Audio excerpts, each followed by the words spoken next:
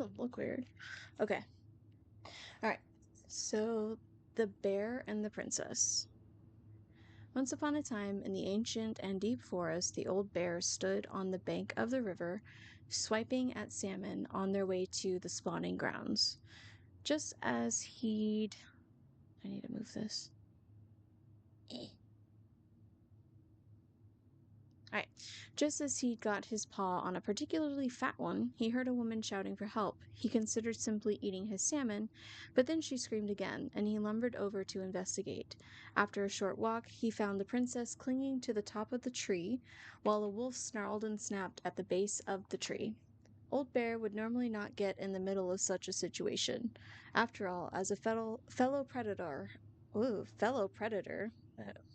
my speaking today, he understood the wolf's need to hunt. But when he saw the princess, he was struck by her beauty, and he knew he had to help. With a great roar, the bear heaved onto his hind legs, rising to his full height. The wolf snapped and snarled in his direction, but the bear roared again. And the wolf took off into the trees, tail between his legs.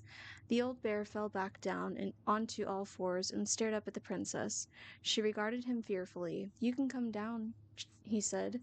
"How do I know you didn't save me just so you could eat me yourself?" asked the princess. "I suppose this is a fair question," admitted the old bear, "but I promise I won't eat you." The princess had no reason to trust the old bear except that he had kind eyes, and so she slowly made her way down the tree.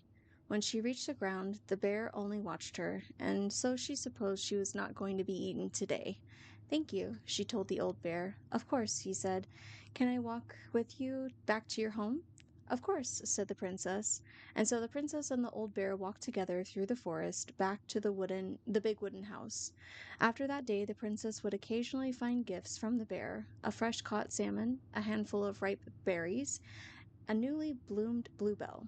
One spring, when a sudden thaw flooded the path out of the princess's home, the old bear was there, and she rode his back across the river.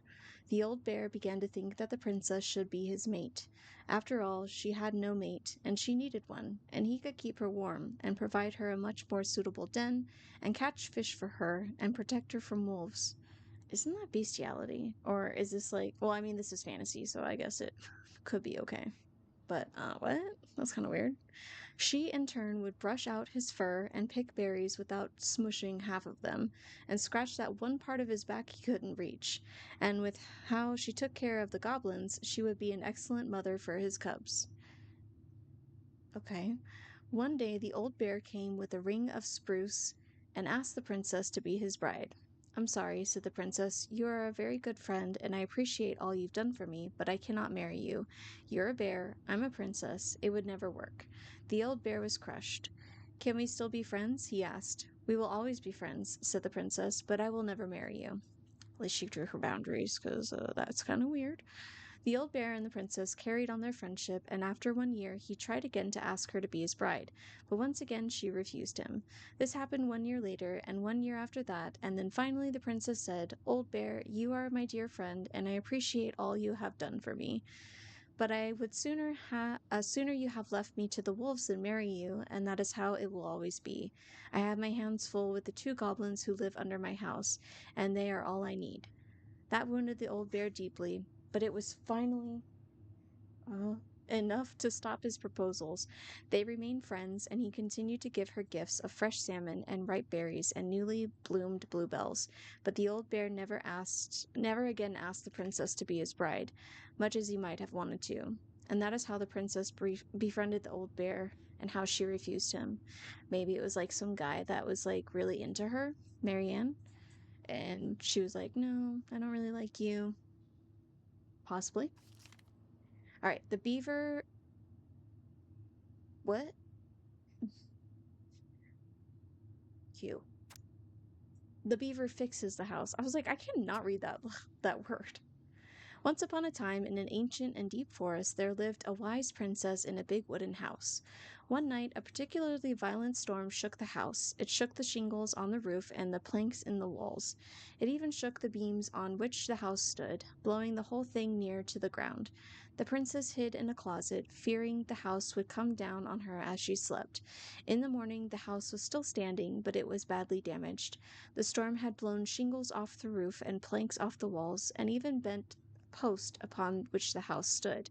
The first two things she could fix, but the last concerned her. What will I do? Despaired the wise princess, for though she knew many things, she did not know how to fix the big wooden house. Just then the old bear came by to see if the princess had any trouble in the storm. When he found her nailing planks back into place, he said, "Stop, princess, let me do that for you." "I'm happy to do it," said the princess, "but if you want to help with the roof, you may." When the pair were done with the roof and the walls, they examined the bent support post. "I could throw my body against it," said the old bear. "I am very large." He stretched up onto his hind legs, being sure the princess could appreciate how very large he was, then charged straight at the post. What? He threw his body against it with an impressive thud. The impact moved the post, but too far, and it ended up bent in the other direction. Okay. The wise princess decided more precision was needed. She thought then of the very old beaver who kept an excellent crafted dam. Perhaps she can help. She went looking for the very old beaver and found the industrious animal hard at work slapping down mud on a part of her dam that had been blown apart in the storm. Why is everybody old? Like the old bear, the very old beaver. I feel like I'm reading maybe way too much into this. Most of the structure was unharmed because the beaver was very good at building things. The princess knew she had come to the right place. "Beaver," she said, "my house was damaged in the storm. Would you help me fix it?" "I believe I could do that, yes," said the very old beaver. And she paused at fixing her own den to follow the princess. Okay, so the very old beaver is a female. The very old beaver examined the big wooden house and nodded. "It will be an easy fix," she said, and she set about righting the post with loud slaps of her tail. When she was done, the wise princess stroked the beaver's head. "Thank you, beaver," she said. "The wind blew the shingles off the roof and the planks off the walls, and even bent this post. Now, thanks to you, I still have a home." "Think nothing of it," said the very old beaver, who returned to work on her own den once again. That winter the very old beaver grew ill, very ill. She was not able to fix her den, nor to gather food. When the princess found out, she set about delivering meals to the beaver. She brought stews of corn and beans and baskets full of bark and twigs from the beaver's favorite aspen. One day the wise princess noticed that the beaver's den had begun to fall apart. She set about fixing it, and though she was not talented as the very old beaver, the fix kept the creature warm and dry. "Thank you," said the very old beaver. "Of course," said the princess. "You helped me when the storm blew my house near the ground. Thanks to you I still have a home, and I am happy to do the same." The princess continued to nurse the old beaver until the day she came to the dam, and the forest was still. No birds sang, no branches rustled, no small things skittered within the underbrush. "Oh," said the princess, staring sadly at the dam, for she knew the old beaver had passed on. "Goodbye, my friend." And that is how the very old beaver saved the big wooden house, and how the wise princess repaid her kindness. The Princess Party.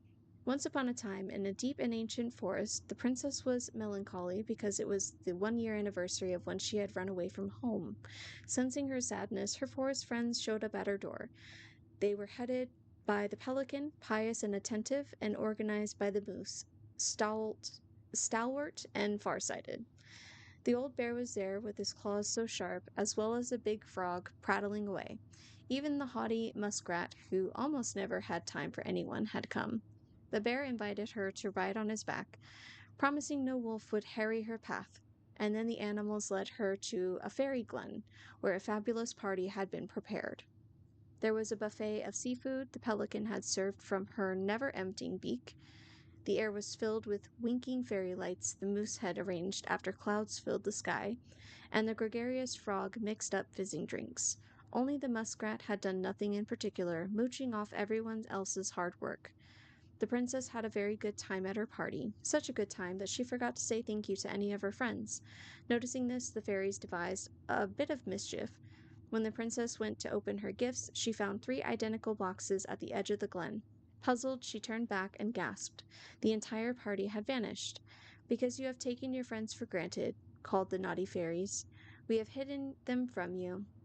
but we like games. Guess who has given you each of these presents, and you'll get your friends back. Okay. The princess opened the first box. Inside there was a torch, which, when lit, revealed the truth. Said the princess. Someone wants to make sure I don't get lost in the woods when it's dark, and that I always see right from wrong. Which of my friends would give me a gift like that? She opened the second box. Inside there was a magic sword, which would leap right out of the bearer's hands to defend them. Said the princess. Someone wants to make sure I am protected if I'm ever under threat. Which of my friends would give me a gift like that?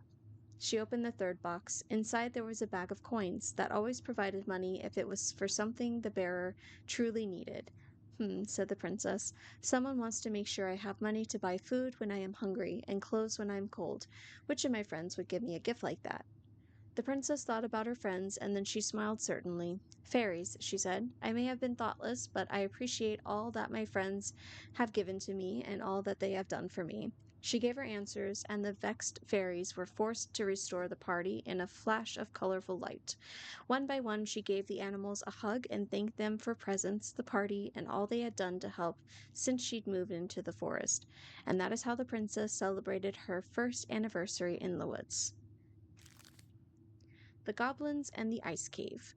Once upon a time, in a deep and ancient forest, the crafty goblins were playing near the glacier when they discovered a hole in the ice. They crept through a gradually widening passage and found themselves inside. What are y'all doing? Hey. Inside a spacious ice cave. Light spilled down the undulating blue-white walls in a way that made them look like electric waterfalls, and a column made up of hundreds of icicles stood in the center. This was a time before the goblins had settled beneath the old wooden house, and they had nowhere to live. Perhaps we could live here, they said excitedly. Moments later, the sound of stomping feet interrupted their play, and they realized that perhaps someone had already lived there. They hid behind a boulder to wait and see who was coming. The old bear sauntered into the cave, shaking powdery snow from his coat. He let out a giant yawn and lay down in the corner of a pile of tree bogs, I don't know, snoring within seconds. When they were sure he was deep asleep, the goblins conspired to claim the cave for themselves. They chipped away at the glacier until they had filled a basket full of ice, then hid once more behind their boulder and started tossing chunks of it on the sleeping bear. Now, Old Bear was not the smartest creature in the forest, so when he woke up covered in ice, he roared, "My cave is collapsing!" Then he lumbered to his feet and ran outside before the whole thing could come down on top of him. The goblins crept out after him and did a loop before coming back to find him sitting outside. "What happened?" they asked. "My cave, it's collapsing," bemoaned the old bear. "And it's time for me to hibernate. Where will I stay for the winter?" It had not occurred to the goblins that the old bear had settled in for the winter, and they felt a little bad. But they did not want the old bear to know that what they had done, so instead they offered to help him find a new den. Together they searched, they inspected cavernous stone and hollowed trees, and deeply pocketed knolls. Nothing they found was as beautiful as the ice cave, but the old bear settled on a packed uh, calf. What? I can't even see that word because it's like cut off. Uh, Cavern? What is earthen? Oh, on a packed earthen hollow that would keep him warm and dry for his long sleep. Good night, he yawned, and the goblins gleefully returned to their new home. In the spring, the old bear woke and went for a nice long walk to stretch his legs. His path took him right up to his old cave, where he heard the curious sound of laughter. Making his way inside, he was surprised to find that his cave was intact, and the goblins were inside playing a game. "What is this?" growled the old bear. The goblins stopped playing and looked ashamed. "We're sorry, old bear," said the goblins, "but we had nowhere to live, and it's just so beautiful. We didn't realize you were about to hibernate, and then we couldn't bear to tell you what we'd done." The old bear was angry at the trick, but the young goblins looked appropriately ashamed, and so he said, "Come with me." He led the crafty goblins to the hollow in which he had hibernated for the winter. Oh, they are going bananas. "You two can have this spot," he said. "And look, Oh my gosh, stop. Someone had built a big wooden house right over top it. No one lives there now, said Old Bear, but one day maybe someone will. Wait, the big wooden house? Is that the same one that the princess lives in? Hmm. But one day maybe someone will. The earthen hollow was not as beautiful as the ice cave, but it kept the goblins warm and dry, and they were excited that someday they might have someone living overhead, someone who baked cakes and tolerated their mischief. And that is the story of how the crafty goblins tried to steal the cave of the old bear and how they got their own instead. Well, there goes my theory. Maybe it's just not correct. The Princess and the Two Thieves. This is what we were reading yesterday, but I'll still reread it. Once upon a time, in an ancient and deep forest, there lived a wise princess in a big wooden house. The house was built from the strong wood of the forest, and it kept the princess warm and safe. The princess was not a native of the forest, but she never spoke about where she had come from, for it made her cry. She did not have many friends, but it was how she liked it. The forest was big and deep, and many paths led to her house, but not many visitors passed by. The princess was happy to be left alone in the big house in the deep forest. She knew that the forest would provide for her, but that its generosity had to be respected, so she only took what she needed. And for a long time, life was just fine for the princess and in the big wooden house. One winter day, when snow blanketed the earth and ice bent the trees low, the wise princess realized that food was disappearing from her house. It was not much at first, only a few fruits and nuts and eggs vanishing during the night. Maybe it's the birds, she said, or the mice. And for a time, the princess was okay with losing some food, for the winter was long and little creatures needed to eat too. But then small items started to disappear as well: spoons and plates, forks and knives, and blankets. It was as if every time she was in one part of the house, something disappeared in another room.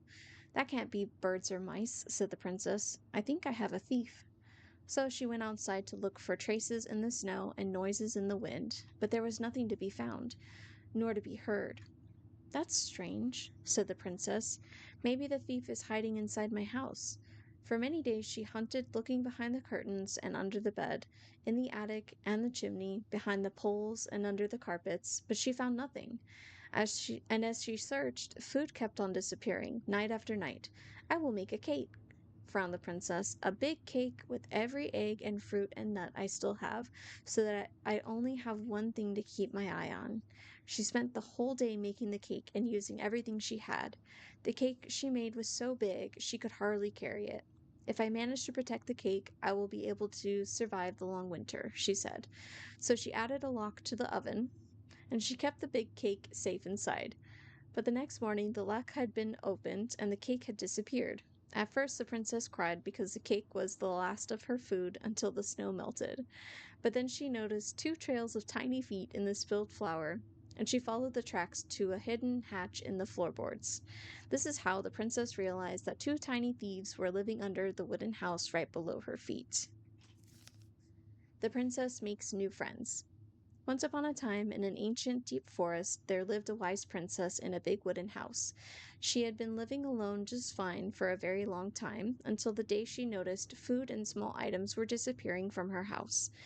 The thefts went on until the day her last cake, which had been made with the last of her eggs, the last of her fruit, the last of her nuts, and the last of her flour, well, that last cake was stolen too.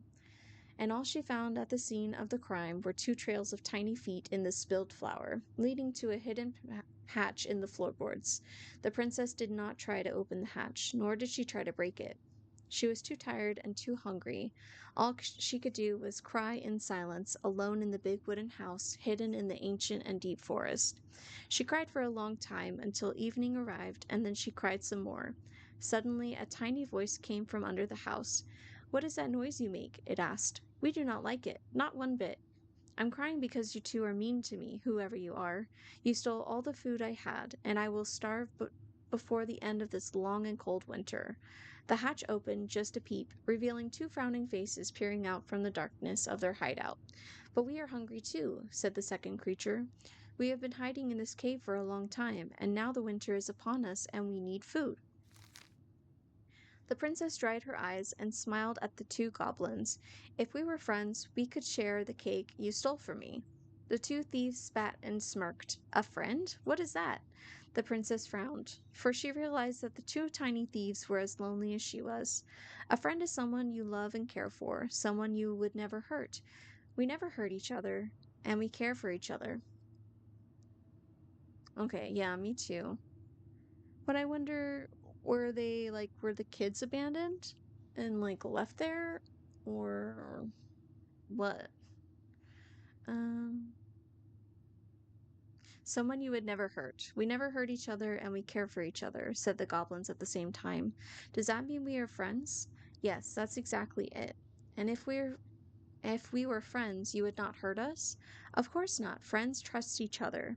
The goblins shook their little heads. We trust no one, for no one trusts us. Their words made the princess cry again, for now she understood that the two creatures were not only as lonely as she was here in the big wooden house, but they had been lonely since they were born. You are making that noise again, frowned the goblins. Please stop that, for it makes us feel unhappy. Are you a witch? Is this some sort of magic? It makes you unhappy because we are friends, said the princess. But we don't know you, and you're not like us. Sometimes friendship comes right away, even between people who are very different. Does it mean we can't steal from you anymore? Yes. But that's what we do. We are the crafty goblins who live under your house. Well, then maybe we could arrange something. Is that what friends do? Yes, I believe they do. And this is how the princess met the crafty goblins and how they became friends. Okay. The bear's big paws. Oh yeah, I was looking at that. Their initials are on the bottom. Once upon a time, in a deep and ancient forest, the old bear was out looking for a snack when he spied a bee's nest in a hole high up a tree. The tree was dry and brittle, but the old bear was hungry, and so he made his way to the nest. But when he got there, he found his giant paw couldn't fit into the hole. Determined, he tried to force it inside, but the effort caused the branch below him to snap. The old bear tumbled to the ground and landed with a painful oomph. He lay there, stunned from the fall, when all of a sudden something bit him. The bite was followed by another and another and another. Carpenter ants were swarming up his legs. You see, they had been nesting in the branch, and they did not appreciate being forced from their home. The old bear howled and jumped to his feet to dance around as he swatted and snapped, but his big paws couldn't do much about the tiny ants. I thought the mom wrote the book, or did she just do the drawings? Because isn't that what they were saying? Like, do we have the book of stories that Marianne wrote for us? I don't know. I don't remember. When he had finally managed to squish or scare them all off, the old bear heard someone laughing. The crafty goblins had seen the whole thing. Clumsy old bear, they teased. Those big old paws aren't good at anything, are they? Then they sped off, leaving old bear's pride hurting just as bad as his body. All three contributed. Okay. He lumbered through the forest, hungry and sad. Maybe I am just a clumsy old bear, he moaned. Oh, look, there's like edits on here. Ooh, okay. He moaned, and my big old paws aren't good at anything. At that moment, the old bear heard a sad, sad noise. What's that? He wondered, and he followed the sound to where a mountain goat stood atop a boulder high up a hillside. Old bear, she cried. Old bear, please help. My kid is stuck. Sure enough, a tiny mountain goat was trapped inside the stones, bleeding sadly. The old bear began to walk toward them and then stopped. I'm probably just going to make it worse, he thought. But then the goat kid started to bleat even louder, and the old bear put away his fear. He climbed up to where the goat was trapped, careful of where he stepped and trying not to think of how he had only just fallen out of a tree. Every now and then, the ground would slide away from under his feet, but he kept going. When he reached the goat kid, he put his mighty paws against one of the boulders and began to push. At first, it didn't budge, but he dug in and pushed even harder. Finally, the boulders parted just wide enough to let the kid scramble to safety. The old bear released the boulder and let out a roar of triumph. Roar! Thank you, gushed the mama goat, and she and her kid bounded up off the mountain. The old bear watched them go with a smile, and then made his way back down the hillside, wiggling his rump in triumph as he went. To his surprise, the crafty goblins waited at the bottom of the hill. "We saw the whole thing," they said. "We were wrong. You aren't just a clumsy old bear, and your paws are good for helping others." The old bear forgave the goblins for doubting him, because he had doubted himself just as much. He never again thought his paws weren't good at anything, even though sometimes they weren't always great at everything. And that is how the old bear proved that his heart was bigger than his paws. The moon hag loses her name. Once upon a time, in a deep and cold lake in an ancient forest, there lived an old seal who was a powerful witch in disguise. She was mean and cruel. She liked nothing more than to swim in the deepest part of the lake, where the light was dim under the ice, admiring the corpses of the many victims she tricked into the water over the years. She was so hateful that only the cold water of the lake could keep her cool. Her most prized possession was a tin mirror sold to her by the secret keeper, and she kept it in a chest at the bottom of the lake. It was no ordinary mirror. If you looked in it, you would see a reflection of who you truly desired to be, and for 1 hour the mirror granted you the power to appear as that person. Whenever the boat or an unwise traveler approached the edge of the lake, the old witch used the mirror to appear as the beautiful woman she always wished to be, and with this disguise she lured the unfortunate sailor or wanderer into the deep and cold water. There the old seal forced the victim to become her servant, and when she was done with them, they joined her collection of corpses in the deepest part of the lake. Ew, so creepy.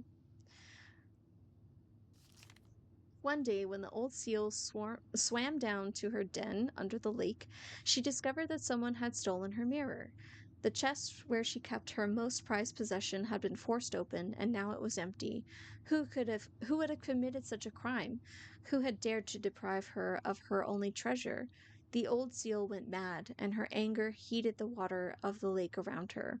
For a time, everyone was happy with the temperature change, for the weather suddenly became sweeter and the air warmer. But after a few weeks, things started to get ugly. First, the fish began to die off, for they could not live in the hot water. Then the glaciers began to melt. Global warming?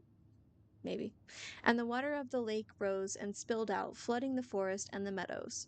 And finally, the weather grew so hot that even the Ice King himself was awakened from his long sleep and decided to see what was going on. In the deepest part of the lake, he found the mad witch steaming the corpses, her vic- amongst the corpses her victims? Among the corpses her victims. Okay. So angry that the lake was about to boil. It only took a few minutes for the Ice King to understand what had happened and demand that the thieves present themselves before him. The thieves had no choice but to appear, for no one dared to disobey the Ice King.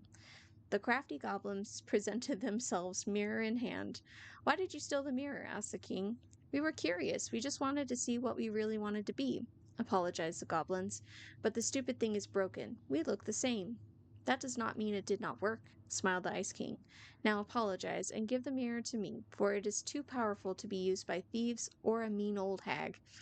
The goblins apologized and gave the mirror to the Ice King, but the old seal was still angry. "And what about me?" she asked. "I have been deprived of my treasure, and I demand compensation." The Ice King frowned as she spoke again. "Old hag, you are mean and cruel, but I concede you have been wronged. For now, you will be allowed to leave the lake and walk the earth as the hag you really are. Oh, but only when the moon is full. And you, goblins, you had better stay away from the lake, for I won't protect you from the moon hag's wrath." And this is how the two goblins forced the moon hag to change her name. Ooh. Ooh, look at that picture. That's so creepy. The goblins trick the Mad Hunter. Once upon a time, in a castle just beyond the ancient and deep forest, the Mad Hunter was punished by the Gold Lady for failing to return with the Wise Princess. "For your failure," said the Gold Lady, "I will take your left hand. You will return to the ancient and deep forest and hunt the Wise Princess, and if you can bring her back, I will return your hand to you. Fail again, and I will take your right hand." The Mad Hunter could hunt with just his right hand, but if he lost both hands, he would never be able to hunt again, and would no longer be a Mad Hunter, but only a madman. So the Mad Hunter returned to the ancient and deep forest, searching with his piercing eye for the wise princess. The crafty goblins were out searching for mischief when they saw the Mad Hunter on the prowl. "We cannot let him find the princess," said the goblins, and so they devised a plan. It was wash day, and the princess had hung her beautiful gown out to dry. They stole it from the line and stuffed it full of straw, and then returned to where the Mad Hunter was scouring the paths of the forest. Oh, my bad. As the Mad Hunter turned down a path that would have led him to the big wooden house, the goblins danced the straw princess in and out of view in the opposite direction. The ruse worked. The hunter fixed his piercing eye on them and followed. Through the day and into the night, they led him away from the true princess. As night fell, the crafty goblins realized the error in their plan. The Mad Hunter was now hunting them. Ooh, maybe it's a cop? If he caught them, he would not be kind. So they put their heads together to come up with a plan. It did not take them long to realize where they should go. Oh, okay, yeah. A former abusive partner, yeah. I was thinking like a detective, but that makes more sense. They led the Mad Hunter to the edge of the deep and icy lake, and when he came into view, they weighed the fake princess down with stones and dropped her into the frigid water, careful not to plunge into the depths themselves, lest the moon hag take her revenge on him. Or what if it's like their real father, and she like made them believe that he's a bad guy and like he can't be trusted? That could be like another path. The Mad Hunter removed his clothing and dove in after the fake princess. He followed the shape of the sinking princess deep into the chilly water, down below where the ice covered the lake's surface. Finally, he caught her, but when he spun her toward him, he realized she had no head and her body was stuffed with straw. And then he felt a slippery fin brush his shoulder as the moon hag loomed overhead. Ooh, creepy! The next morning, the princess went to retrieve her gown from the clothing line and found that it was gone.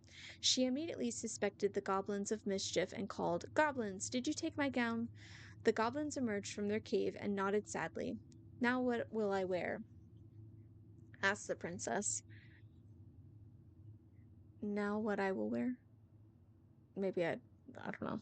As the princess sad and angry that she had lost her only dress. "Let us explain," said the goblins. So they told the princess the story of the Mad Hunter, and then they produced his clothing, which was a bit large for the princess, but much warmer than her beautiful gown.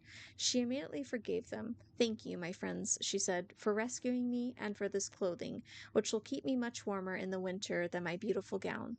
The Mad Hunter was forced to remain below the lake with the moon hag, but she did not kill him, because even reduced to just one hand, he was too useful a servant. Lo, he plotted the day he would emerge to once again hunt the wise princess and earn back his left hand. And that is the story of how the crafty goblins rescued the wise princess from the Mad Hunter. The pelican helps her friends. Cute.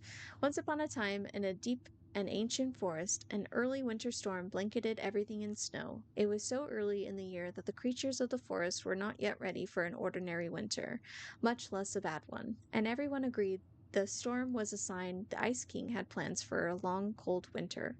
The princess had grown up in a kingdom where it was sunny all year long, and the goblins were very young, so no one in the big wooden house knew how to prepare for such a winter. The house was not well insulated, and they did not have enough fuel or food. Only the pious pelican noticed their plight, and when it came time to fly south with the other birds, her heart was heavy with sadness. "What can I do?" she thought. "I'm a migratory bird, and if I were to stay, who would look after my flock?" The time came to go, and the pelican struggled to take flight. It felt as though a leaden weight were stuck right in the center of her chest. "What can I do?" she thought. Wait, I just read that. Okay. She managed to take off, but just barely flapping fiercely to catch up with the other birds. As the pious pelican began her journey, the storm picked up, battering her to and fro. She had fallen well behind the flock, and she was already growing tired. But for all her challenges in the air, she could tell things were much worse on the ground. A deep freeze had settled over the forest. The leaden weight in her chest grew heavier as she thought of the princess and the goblins. What can I do? She thought. Oh, I guess we're supposed to say that every time. I'm a migratory bird, and if I were to stay, who would look after my flock? The storm intensified, and the pelican was in a total whiteout. She knew she should have despaired, but all she could feel was the weight, which had grown and grown until she thought she might drop out of the sky. She had felt called to help the princess and the goblins, but she had ignored it. I should have stayed, she thought. It was the right thing to do, and now I'm lost, with no way to make it right. Suddenly she was plucked from the sky and deposited in the hall of the Ice King. Pelican, he said, you were flying in circles around my mountain.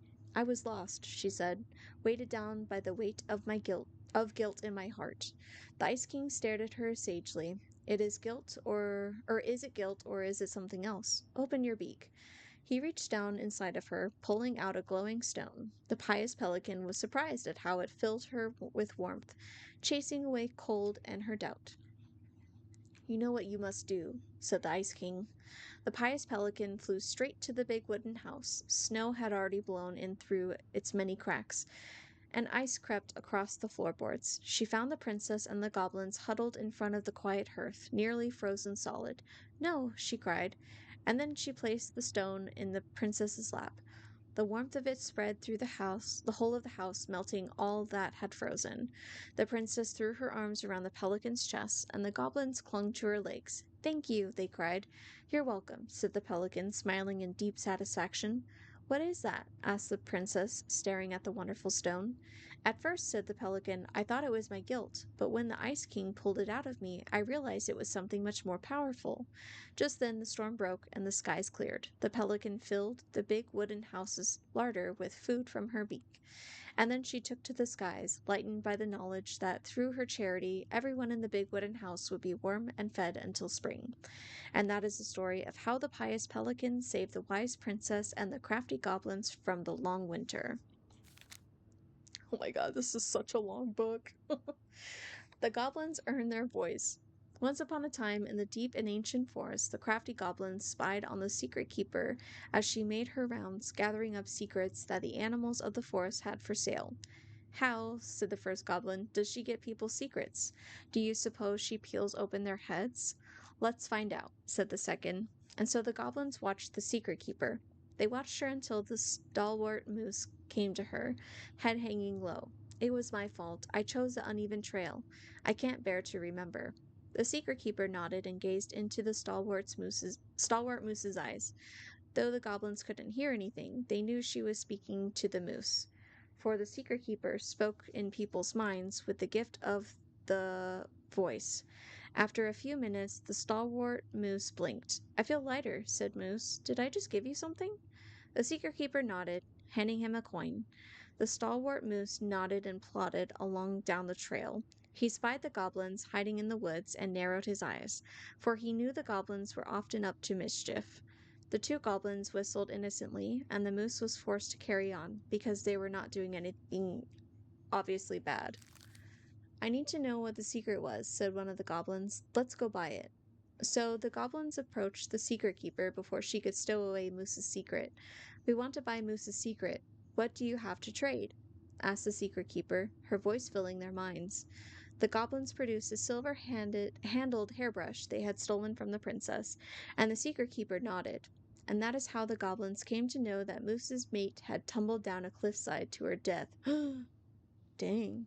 The secret keeper moved on. The first of the goblins said, I want to know more. So the goblins followed the secret keeper, hoping to find where she hid the secrets. They followed her to the peak of a nearby ridge and watched as she stowed the rest of the day's secrets high in the cloud. When she had gone, they climbed a high spruce tree that disappeared into the misty sky. They reached out and just managed to dip their hands into the clouds. Their heads were filled with memories, and they snatched their hands back out, as if they had just thrust them into boiling water. Tears poured down their cheeks. That was how the secret keeper found them, crying in the tree. You stole my secrets, seethed the secret keeper. Give them back. The crafty goblins stopped crying because they saw an opportunity. What will you give us in exchange? They asked. I will give you back the silver handled hairbrush, offered the secret keeper. For so many secrets? Pshaw, you'll have to offer more than that. What if, said the secret keeper, I shared the gift of voice? The crafty goblins grew excited. That will do. So the secret keeper shared the gift of voice with the goblins, and immediately they found that they could hear one another's thoughts and feel each other's feelings. That's what happened. Oh, Jack, thank you so much for the tip. I really appreciate it. You're like, you're struggling. Here you go. So that's how they got their gift of the voice, was the secret keeper. This is like the book, each character is a book. Yeah, that's what I'm thinking. Oh, the guy. Do you think that's like the old bear, maybe? Secret Keeper, I wonder who that is then. Because they gave them the voice. The crafty goblins gave back the secrets they had taken and ran back to the big wooden house. There they found the princess preparing food. They tried to peer into her mind, but they found it was blank. Possibly he was a shady dude. Yeah, he was. They tried to speak. Uh, okay, yeah. They tried to speak to her using only their own minds, but she could not hear them. It seemed the secret keeper was craftier than the crafty goblins, for she had only shared enough of her power to let the goblins use the gift of voice with each other, and not with the whole of the forest. And that is how the goblins stole the gift of voice from the secret keeper, but why they could only use it with each other. The big frog is punished. Once upon a time, in an ancient and deep forest, there lived a big frog in a small pond. She was no ordinary frog, for she had been given the gift of speech when she had saved the princess from the mad hunter. From the morning to the evening, she did everything the other frogs did, except that she knew how to speak. Everybody in the forest could hear her loud voice, and everybody was unhappy with that because she never stopped babbling. She babbled about the too hot sun and the too deep pond, about the rain to come and all the delicious flies she had eaten. Across the forest, all the creatures tolerated the endless noise until one day they could not deal with it any more. They asked the big frog to quiet down. I can't, said the big frog. This is what I do. Before the princess kissed me, I croaked all day long, and you all liked it that I did. This is the same, except you can understand what I say, and now you find it irritating. But I can't change what I am, can I? Could you? All the creatures agreed that she was right, and that it was rude of them to ask the big frog to stop doing what she had always done. So they returned to their own parts of the forest and let the big frog do what frogs had always done, jumping and talking some more about the too hot sun and the too deep pond, about the rain to come and the delicious flies they had eaten. And for a time it was all right, but in the forest word travels fast and everyone has a story to tell. The big frog, being who she was, gossiped and gossiped about everything she overheard. She told the bees that Old Bear had stolen their precious honey 2 years ago, and she told the beavers that the eagles had stolen their precious wood. She told the deer who had killed her fawn, and she told the tall spruce who had carved a cuss word into its bark. Once again, everyone in the forest asked the big frog to keep quiet, for now everyone had a grudge against everyone else. But once again, the big frog would not listen. When I was just a frog, you never paid attention to me, and nobody helped me when the mad hunter hunted me for sport. This is only a right for a wrong, and I won't stop talking. The fuss went on, and the noise was so loud that the Ice King himself awoke and decided to see what was going on. Silence! Bellowed the king, and even the big frog stopped babbling. Once the forest was quiet again, the Ice King patiently listened to what each and every animal of the forest had to say, until finally he made his mind. Big Frog, you have abused the gift of speech, for you have only used it to get revenge. Despite knowing what words can be hurtful, that words can be hurtful, you threw them around without caution, and you caused too much trouble. The big frog opened her mouth to protest, but the Ice King raised his finger before she could say another word. Since you received the gift of speech for a good deed, I would not dare take it away from you. So here is your punishment. I will tell you the biggest of my secrets. It is a secret so powerful and so dangerous that it will frighten you. but if you ever reveal it to anyone, the Ice King bent down and whispered such potent words in the big frog's ear that the poor creature started to tremble. Now, go on about your business, all of you, and try to forget what the big frog told you, for you are all living in the forest and you have nowhere else to go. And this is how the big frog irritated the Ice King and how she was punished. I wonder what the secret was. The goblin saved the old beaver. Is the beaver wearing a Hawaiian shirt? Once upon a time, in a deep and ancient forest, winter gave way to spring in a sudden burst of warm air that melted all the snow and all the ice all at once. The river swelled until it could no longer hold all the water in, and then it spilled out to create new rivers in places where no one was expecting them. The whole of the forest went into a panic, looking for shelter from the rising waters. The very old beaver had been working on her dam when one of those new rivers came rushing out right at her. She screeched and squealed, but whatever direction she ran, more water appeared. She was caught in the flooding, and though she had once been an excellent swimmer, age had taken its toll, and so the raging water carried her off at a speed she couldn't control. "Help!" she called. The crafty goblins had been running back to their cave under the big wooden house when they heard the beaver's cries. "We have to help the beaver," one goblin said. "You go one way and I'll go the other." They ran, keeping in touch with the gift of voice. Finally, one of them spotted her, twisting and tumbling in the river. But she was on the opposite side of the water, and the goblin could not reach her. "Brother," the sister goblin called out through the gift of voice. "I see her, but I can't get her. Maybe you can." "I'll try." The goblin guided her brother so that he would hit the river in just the right spot to reach the beaver. So it sounds like they were brother and sister, even though they were like two girls. So that's interesting.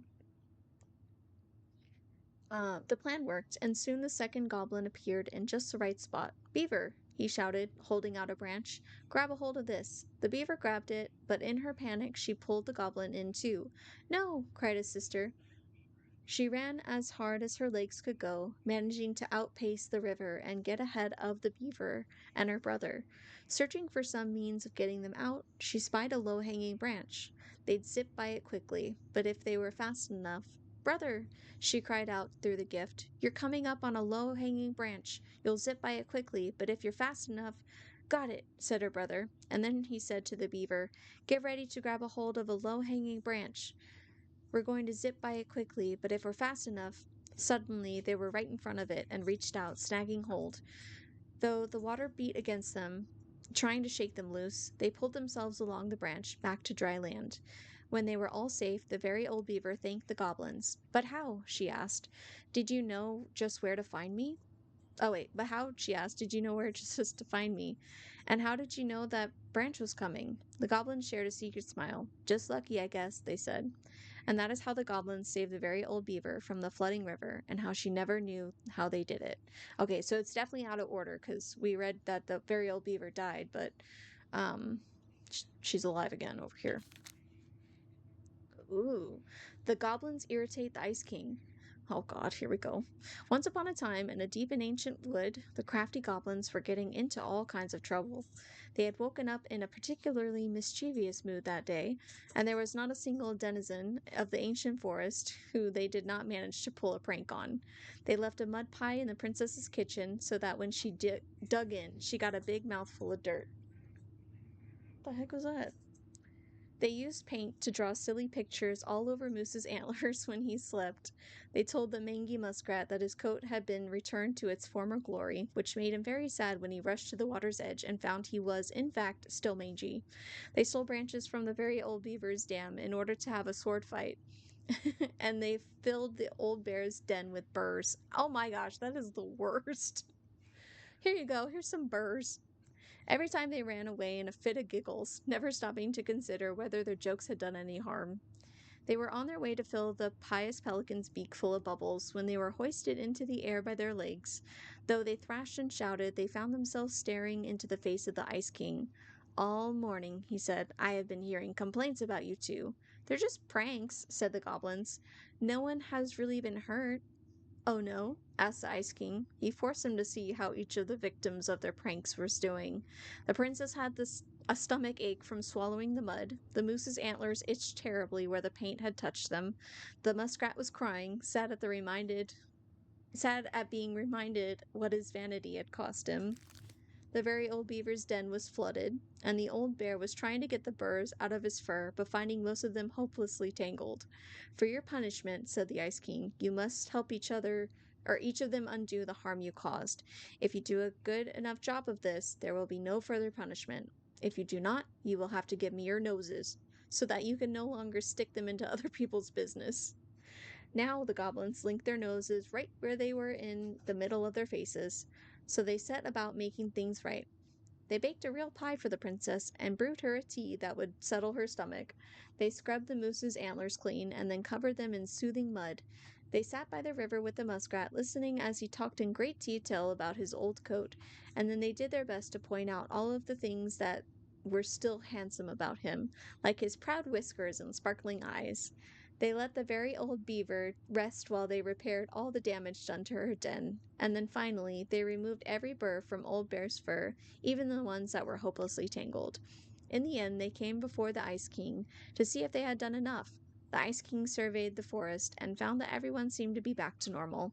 What did you learn? Asked the Ice King. That our pranks can make people feel bad, said the goblin. The Ice King smiled and nodded. Yes, actions have consequences. In case you forgot, I'm in case you forget, I'm going to leave you with a reminder. Whenever one of your pranks is going to hurt someone, you are going to feel a little pit in your stomach. That will be your punishment and your warning. So every time after that the goblins set out to do a prank that went a little too far, they felt a pit in their stomachs, and they were forced to consider whether it was the right thing to do. And that is how the goblins irritated the Ice King and how they were punished. Weren't they saying they were getting like a weird feeling when they were like going around the property? I wonder if that's from the Ice King. The pelican forgives the goblins. Once upon a time, in a deep and ancient forest, there lived a pair of crafty goblins in a cave below a big wooden house. They lived with a wise princess who shared as much food with them as she was able, but it was never quite enough. This left the goblins hungry, very hungry, always hungry. I wonder if there's anything different because I'm kind of looking and it looks like the words are still the same. Landed on a rock. Maybe they're just like trying to make it look like it was crafted. Um, One day, as they were out foraging for food, the pious pelican landed on a rock and dumped a smorgasbord from her beak, which the goblins knew was magic and never emptied. There were king crabs in red, blue, gold, and scarlet, veiny blue shrimp, pink shelled scallops, oblong brown clams, purple spiny urchins, and even one prickly red sea cucumber. The food just kept coming. They watched as the pelican ate one clam and then took a nap. Do you think she would mind if we just took a little? Asked one goblin to the other. Her beak never empties. She won't possibly miss a couple of crabs, said the second, licking her lips. I'm not gonna lie, I'm so lost already. uh, it's okay. Maybe they'll like kind of explain it. uh, we took a little. Her beak never empties, so she won't possibly miss a couple of crabs, said the second, licking her lips.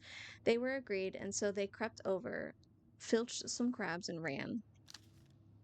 The goblins scarfed the crabs, but when they finished, they had found that they were still hungry. She won't miss a handful of shrimp, said one goblin to the other. So many words I forgot how to word. Yeah, seriously. And like all the letters over here on my screen, some of them are like blurred. So I'm like, what does that say? uh, the goblins scarfed the shrimp, but when they finished, they found that they were still hungry. Maybe also a few scallops, said one goblin to the other. The goblins scarfed the scallops, but when they were finished, they found that they were still hungry. So they went back for clams, and then urchins, and finally even the sea cucumber. Finally, they were not hungry, but there was also nothing left. Just then the pelican woke up. What happened to my food? She asked. Unable to lie about it, the goblins confessed their crime.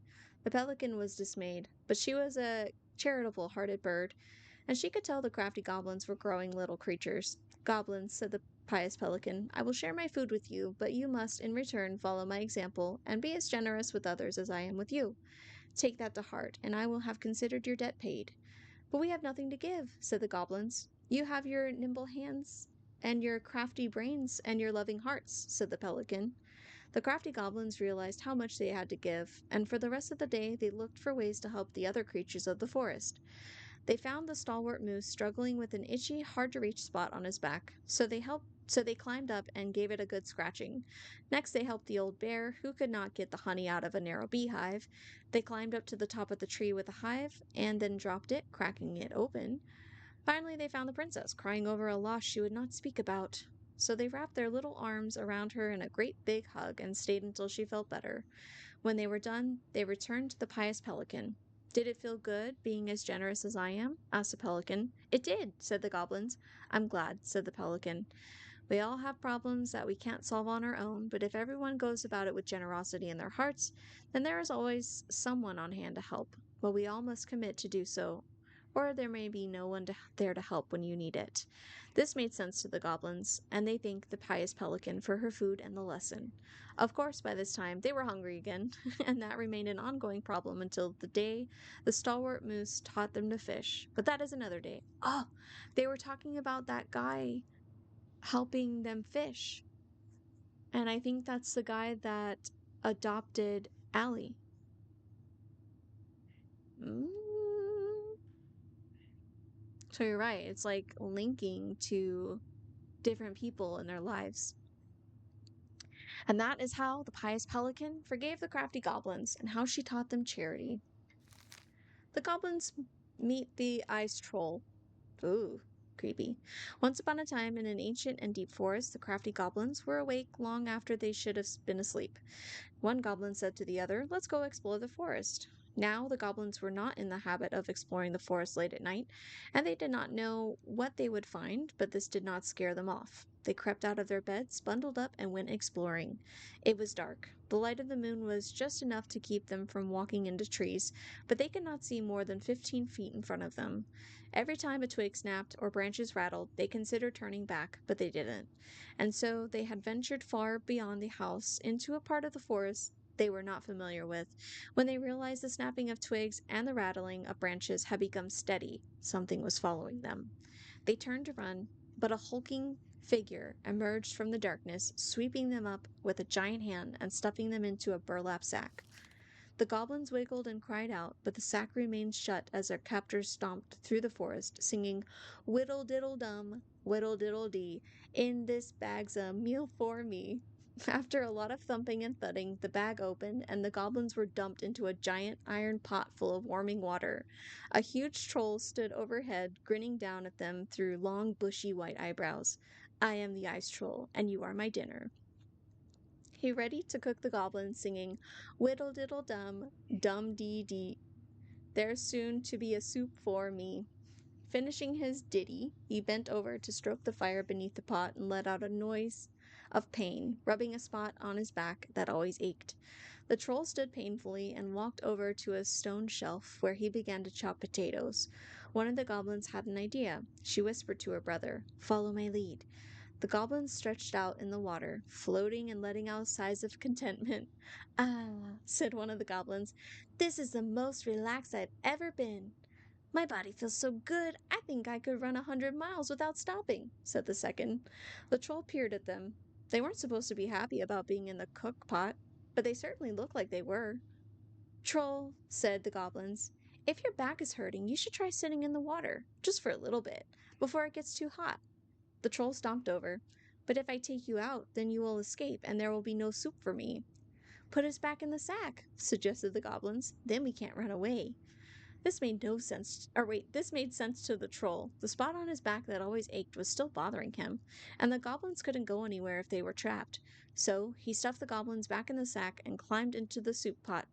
He stretched out and let out a sigh of contentment. Meanwhile, the goblins threw themselves around in the sack until it began to swing. The troll was so relaxed he didn't even notice. The bag dropped onto the shelf where the troll had been chopping potatoes, and the goblins pushed it up against the edge of the troll's knife, sawing a hole. Then they made a break for it. The troll finally noticed that what they were doing and roared out in anger. But he was so relaxed that when he tried to chase them, he tumbled out of the cookpot and into the flames. Okay, catching his the bushy eyebrows on fire. The goblins ran and ran and ran as fast as they could through the ancient and deep forest until they were back in their cave and safe in their beds. They vowed never to venture out in the ancient and deep forest late at night again, for they did not think they'd get so lucky as to trick the ice troll twice. And that is the story of how the crafty goblins met the ice troll and why they never did again. Tweedledee-dum. The goblins trick the muskrat. What is that?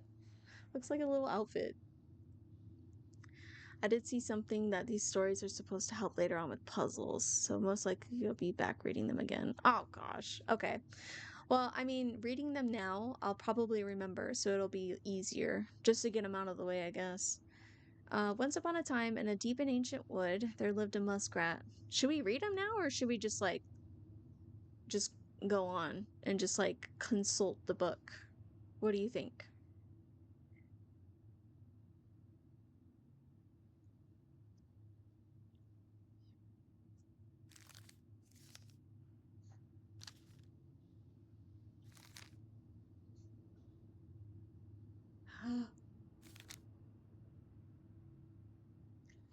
Okay, me too. Where is it?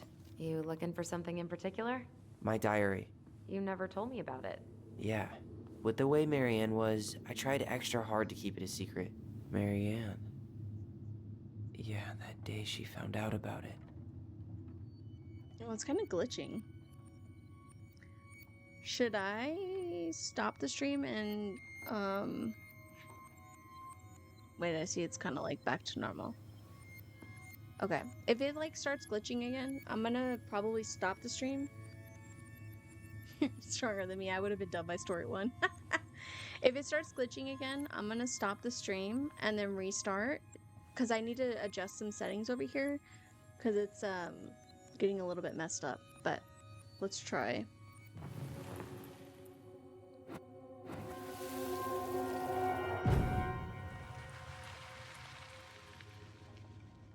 Mom?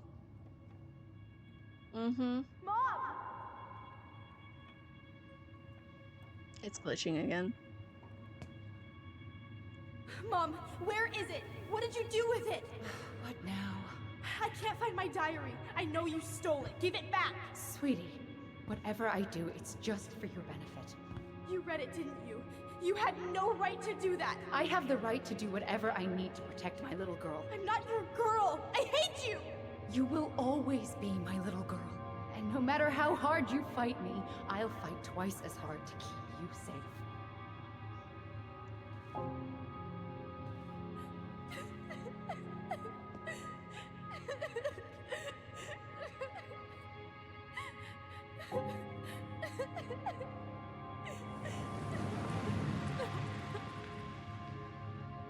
That was so depressing.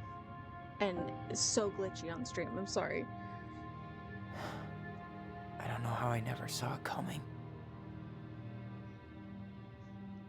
She told me right to my face. She was willing to hurt me, to keep me from transitioning. Oh, wow.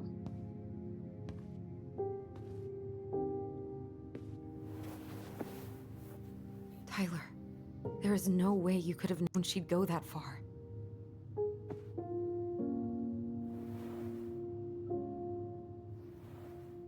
I want my diary back. Her room was the only place I didn't look. I know. I was Okay, like, but do you need to get it, like, now? That seems a That lot diary better. was important to me, Allison. I don't see it glitching. Writing down my thoughts helped me realize who I am. Well, then let's go find it.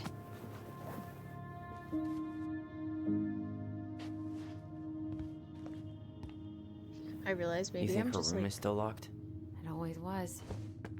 maybe I'm not thinking looking too much forward to into going this. in there.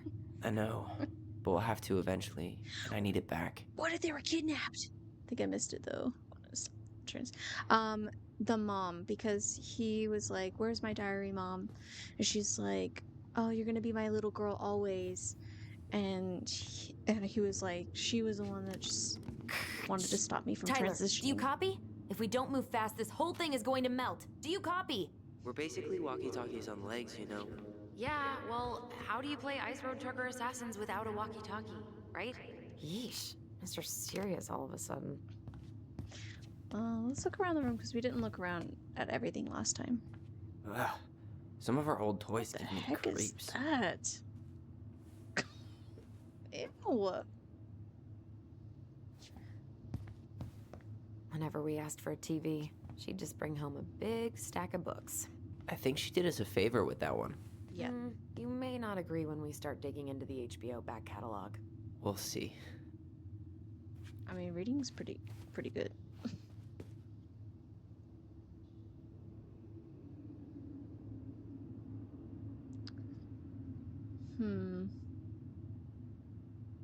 Yeah, I kind of get it, but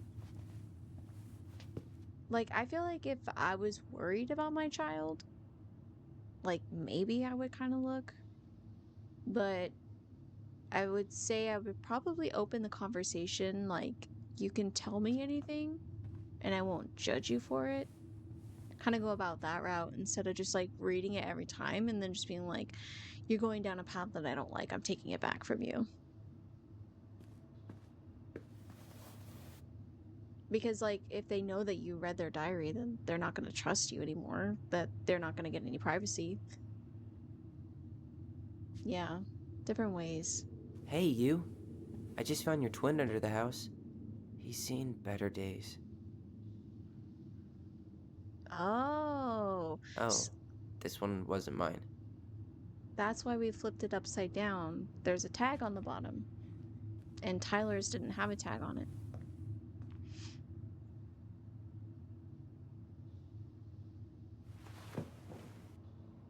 Look, it's the game we made, Lusion Tramway. That game never made any sense. Didn't stop us from playing all day. Maybe. I don't Dude. know. We were kids. All we needed were rocks and bird feathers. It's in bird feathers. How's the stream look? Is it okay? Is it still, like, going crazy like it was before? Hey, the postcard we sent ourselves from Juneau. Forever alone. What? We barely had any friends. We even had to be our own pen pals. Hello, Allison. And oh, it's Ollie. Okay.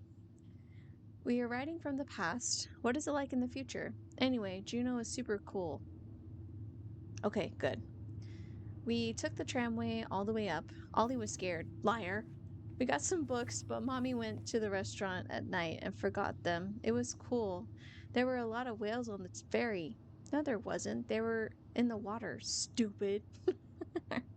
Anyway, here's a postcard to remind you how awesome we are. Especially me. A&O, Allison and Ollie Ronan. Cute. It has the different fonts. Like when they're both writing on it. Wonder what it must be like to have a twin. That'd be cool. Alright, let's see. We're going into her room now, and I'm terrified. Wait, what? What? Where? Okay. The Ice King finally caught the hag. His furious voice could be heard throughout the forest. For your wickedness, you will be eternally bound to the lake. What? No way. Quiet, let me finish. You will no longer be allowed to leave. Not even under a full moon. The moon hag was imprisoned in the lake, and she never again tried to escape. And then the title. What do you think? Not bad, right? I guess that's okay. But I would have changed the end. What? No way! You know, The Ice King. I totally forgot about him. That's because it was dangerous to mention his name. He was too powerful. maybe it's somebody in, like, authority. I feel like I should have just, like, not read anything in that book because that was so much better than mine.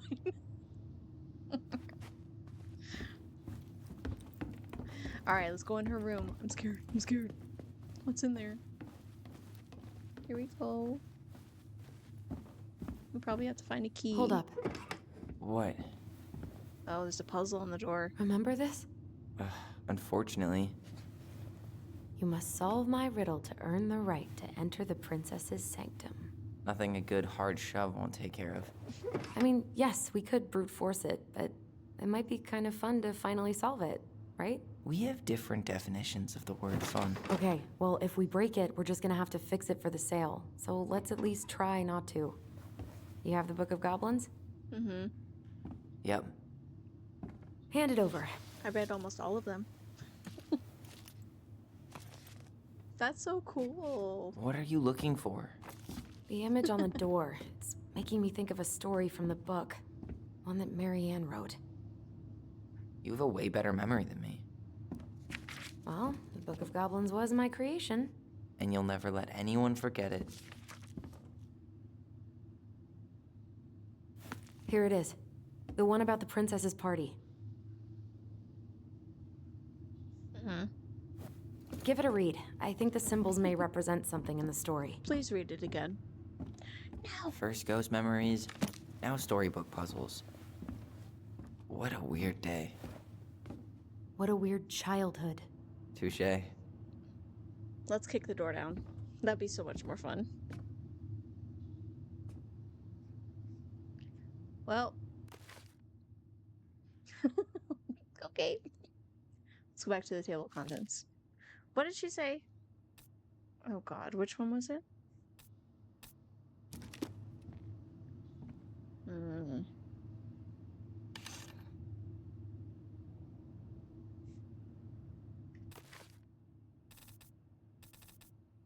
Man, I like literally forgot what she just said.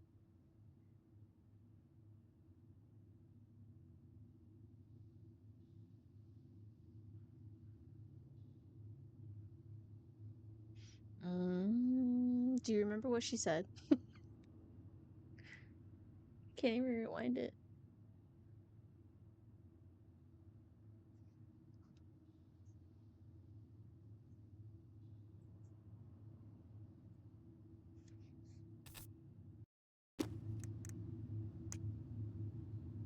Wait, what'd you say?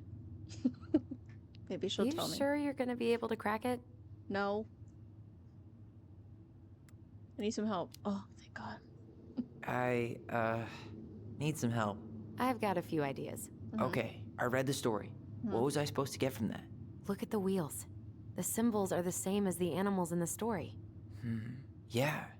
And the princess had to yeah, the guess who'd gifts. given her the presents. Yes, I bet we have to do the same I thing. think I know what it is.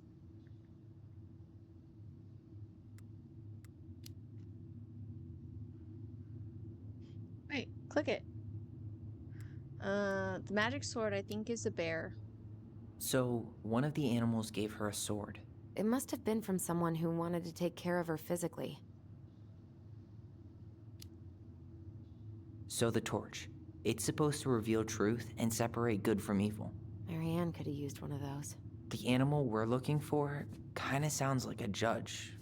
Or a cop. We didn't have any cops in the stories, but maybe just a rule follower? Yeah. I'll keep looking. I'm totally stumped by the bag of coins. I'm just Yeah, getting all the hints. None of the animals were especially rich. Okay. Maybe it's not about the money then. Maybe it's about wanting to help someone in need. Maybe it was the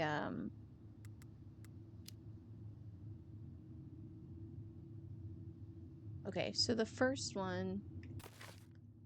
Where's the party? Okay. So I think this one is a bear with the sword because he wanted to protect her from the wolves. So the second one is a bear, okay. The torch, right from wrong. Who would give my friends a gift like that?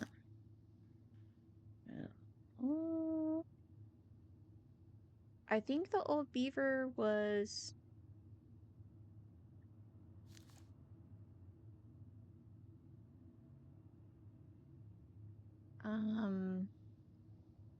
the last one because she would help. Maybe it's about wanting to help someone in need. Could be that. Wait, the beaver's not even on there. Maybe... Oh, it's the goose. Okay.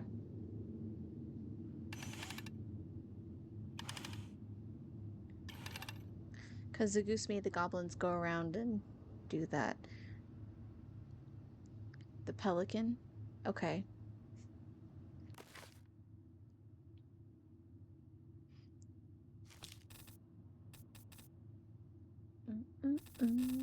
Let's go to the pelican.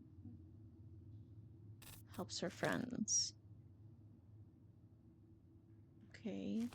And then the first one is the light, but it had the muskrat in front of.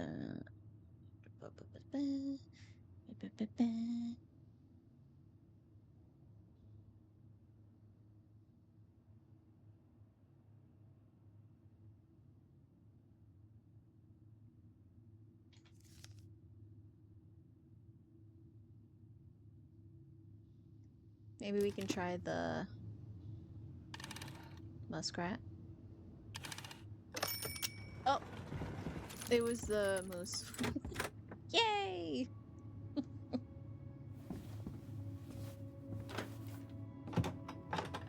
We did it! Even though we don't want to be in here. And boom, we're in. Ooh, that's a cool light.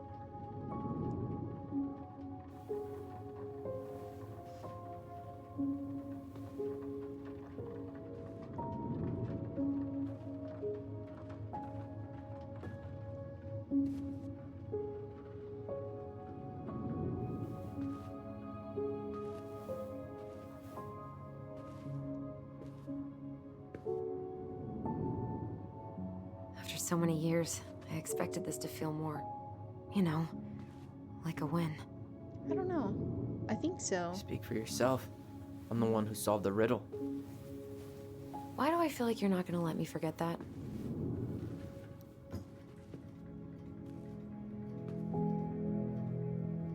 Where do you think we should start looking?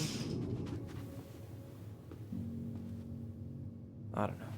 Where in this mess would she stash someone else's personal thoughts? Oh, decision. I don't think so, because they said she always kept it locked.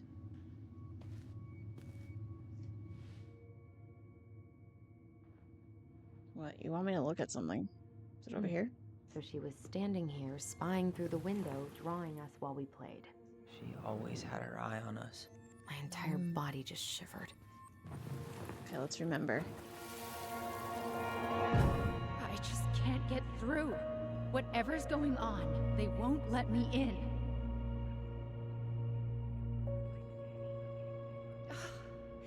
They used to tell me everything, but they shut me out, Tessa. They've shut me out. I've had so much on my plate lately, and they're convinced I'm the enemy, and I don't know why. I need them. I need my goblins. She's a princess. I remember now. We heard her crying. We listened through the door. Seeing her like this, as if she's still here, It really sucks. she was really coming apart those last few months, wasn't she? I have full body chills right now. I think that's a collectible on the floor. Because I saw one under the house. Marianne. Dang it. The wise princess! Oh my goodness. I think maybe under the house was the bear. So she was standing here, spying through the window, drawing us while we played. She always had her eye on us. My entire body just shivered. Straight in the trash? No, I bet we could sell it on the internet. True. Maybe we could sell it to the guy who collects John Wayne Gacy's clown paintings. That's a cute picture though. Or she was like, just standing there. That old vine and it popped in my head. So I was standing there, barbecue sauce on my titties. Sewing lessons were the absolute worst. She made all our clothes. I'm sure she needed the help. And I, for one, am happy I can fix a torn seam. Yeah, fixing your clothes and making your clothes is like an awesome thing to do. I tried to read this one. I can never figure out the order of the chapters, though. Didn't the author go Goblins in my insane garden. or something? No wonder Marianne liked it. Timeless seed. Oh, there's a picture upside down. She and Tessa were best friends. Until suddenly they weren't. Wonder what happened. Either Tessa got sick of Marianne's moods, or Marianne got sick of Tessa's judgment. Probably both. They both got sick of each other at the same time. Oh my gosh, she scared me. Move. I'm snooping. The diary. It's here. I knew it. I fucking knew it. Do you think she read it? Of course. She was nosy as hell. Oh yeah. Can I read it? I'm just kidding.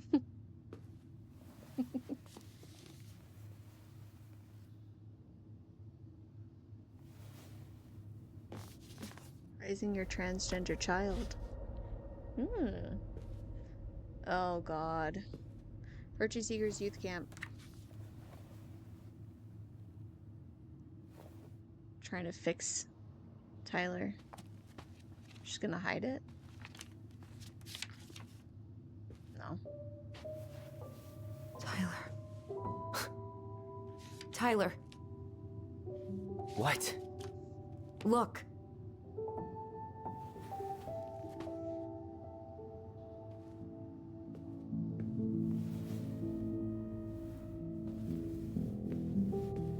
What?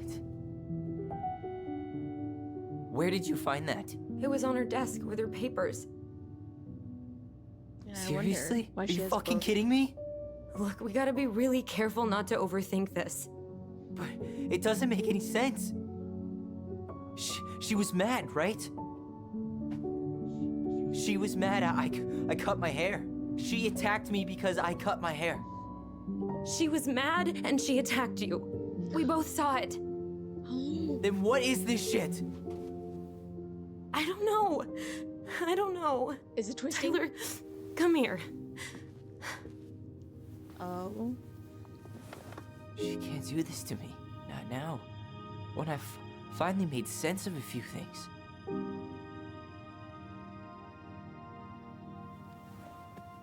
Well, that was your first mistake. Thinking the world made any kind of sense.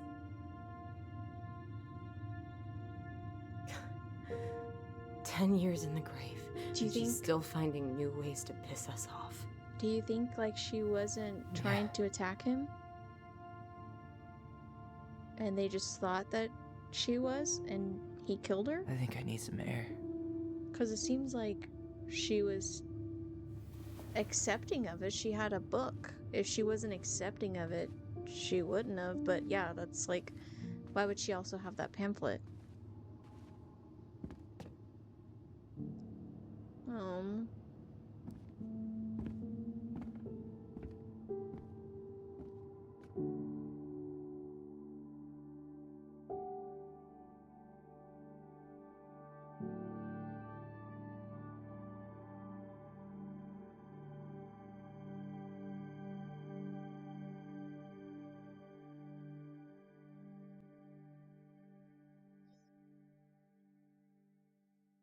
We haven't seen that. So I'm not really sure what to think. Are you really, really sure? I am. Do it.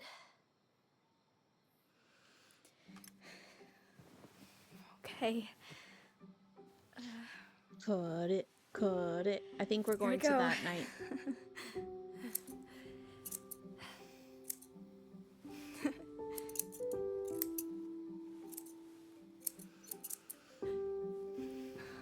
Whoa. Is it all gone? That's how Tyler's hair Yeah. looked when he was in the detective's office. It looks amazing. Really? That's cute. I can't wait to show Mom. She's been so sad lately. more than sad. She's been scary. Yeah, but not tonight, though. It was almost like a party. Thank you, Aw. Allison. You don't have to thank me. You're my sister. I feel more like your brother. Brother, sister, we look out for each other. But I'm pretty sure I just gave you a really bad haircut. I know. Mom? Mom? Especially when she said not to cut the hair. When he asked.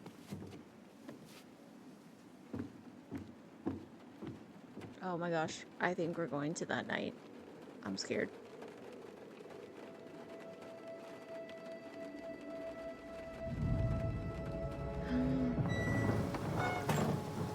I guess that's where it happened. Tyler did say, I wonder what she was doing here.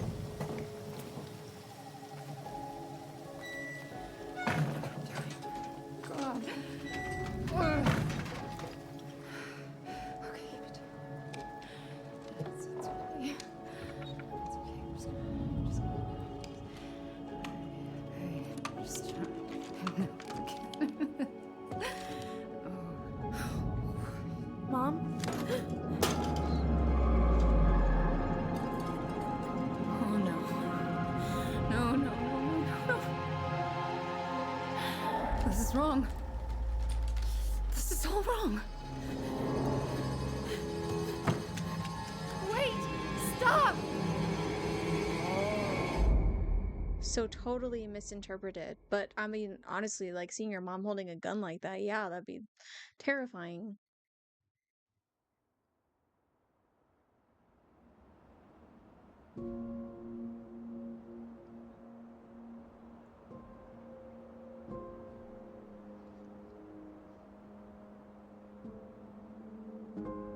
And the laughing, yeah. Glad we found your diary. Me too. I guess she was trying to figure out where you were at. Yeah, well, she should have asked. Mhm. I wasn't some goddamn research project. I was her child. Yeah.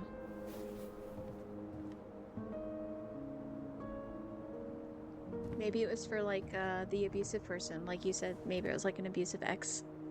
About the book. Maybe she was scared. Raising your transgender child? It was Do you after a even party. know how rare these books were in 2005? Was she trying to figure out how to support me? Maybe. Which... she wasn't trying. She never... It doesn't make sense. I know. You cutting your hair was what set her off, right? Allison, she read my diary. She already knew. It wasn't my hair. And if we were wrong about that... Fuck. You think she read it. It's possible she never even opened the diary, and that things are exactly like we always thought they were. But if she did, and they aren't... God, Tyler. Sure. I mean, we could have been wrong. But what good does it do to ask the question now? You mean other than not having to live with the thought that my mom tried to kill me for being me? Tyler, I know you want there to be something to find. Something that'll make it all make sense. But she was unhinged. So that's it then. She was crazy. Nothing else to say.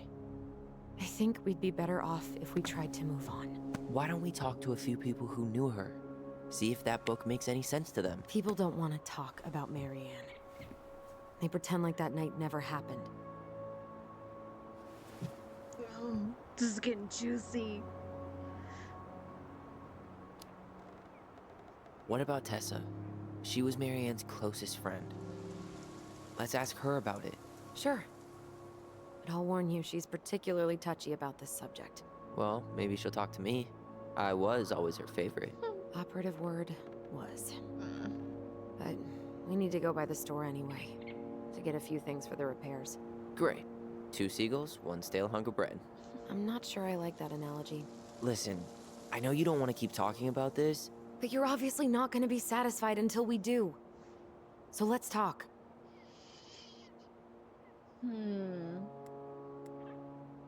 Why rush the house sale?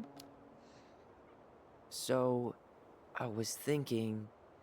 Do we need to be in such a rush to sell this place? Oh my god, Tyler. Really? What? Everything we thought we knew about Marianne just got thrown out the window. Maybe Yeah, it did. that's very true. Or maybe nothing's changed and we dig up that nightmare for no reason. So, it's not worth the risk to you? Not if it means throwing away all our plans. Your plans. It's your plan to sell the house. Your plan to go to Juneau. Me? I'm just looking for some goddamn peace of mind. How about we start digging without putting off the sale? And if it seems like we need more time, we'll talk about it then. Okay. And because she was struggling too, like she was struggling with funds, so it kind of seems like maybe her life was kind of falling apart. And then like the kids stopped talking to her, and it was just the kids and her. So I wonder if that kind of just like drove her to like a certain point. You've been on edge all day. Is there something more going on with you? It's nothing. Pretty sure it's not nothing. And I'd like us to be on the same page. I thought we were on the same page. Sell this place as quick as possible and move on. That book changed everything. And then we found the book, and things changed. You really don't get that? It's just with the way you avoided this place for the last 3 years, I thought you wouldn't want to spend any extra time here. Oh. So that's what this is about. Maybe a little. Yeah. Mm-hmm. It's just, Yeah. you graduated I 3 agree. years ago. And this is the first time we've seen each other in person.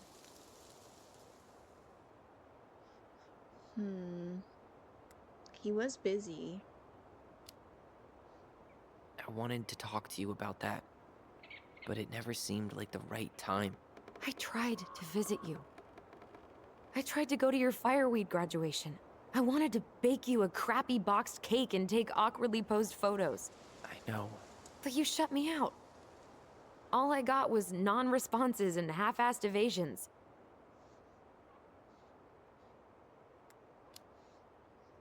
Look, I didn't want to see anyone. I just started testosterone. And, oh god, I had the worst acne. My emotions were all over the place, and the smells... Allison, the smells... Men smell bad. I know. I've dated a few. Look, I needed some time to figure my shit out before I asked anyone else to try. Does that make sense? Yeah. Yeah, it does. So, we have a plan? Yep. We ask around about Marianne, but we also stick to our repair schedule. Sounds good to me. I really hope the episode Always doesn't tired. end here. It's been a long time since I heard that name. Was I the only one who ever called you that? Actually, no. I used it at Fireweed for a while, until I settled on Tyler. Most people Oh. were pretty chill about the switch. Not everyone, though. What do you mean? I had a mentee who refused to call me Tyler. He didn't want my help. He didn't want anyone's help. I'm sorry. I like the name Tyler, by the way. Thanks. Yeah, I feel like Tyler fits him so much better. Probably just kind of makes that whole separate feeling of just like a new identity, not having to look into the past. Because I feel like his name before was Olivia or something.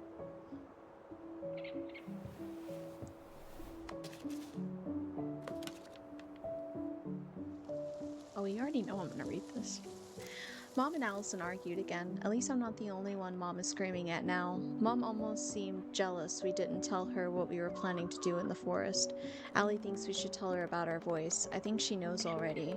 Mom seemed really upset when I asked to join the hockey team, like it's wrong for me to play a boys' sport. I'm going to keep asking. I will try again next week. She said no again. I'm so mad at her. Why does she always say no? Why doesn't she ever let me do what I want to do? Allison and I started writing a story. Well, Allison did. She didn't like it when I tried to change anything. Why can't one of the goblins be a boy goblin? Yeah, exactly. Disassociating. This is so cute. Mommy. I'm kind of glad we went through those stories though, because we kind of have more insight now. Like, we don't have to go back and flip. Pooh. So great. Saw Star Wars yesterday at Bobby's place. Luke was so great. But Mom found out. We watched it and got so mad. She said it glorified war. Zoom? Okay. Oh, it's the sound of the lightsabers. Zoom, zoom. Saturday, February 5th, 2005. Would Mom be happier if I could do what she wanted me to? If she looks at me, she just doesn't see me. I wish I could show her. I wish I could make her understand. I think she doesn't want to. Allison told me again that it was my fault Mom got angry at us. She is such a sucker.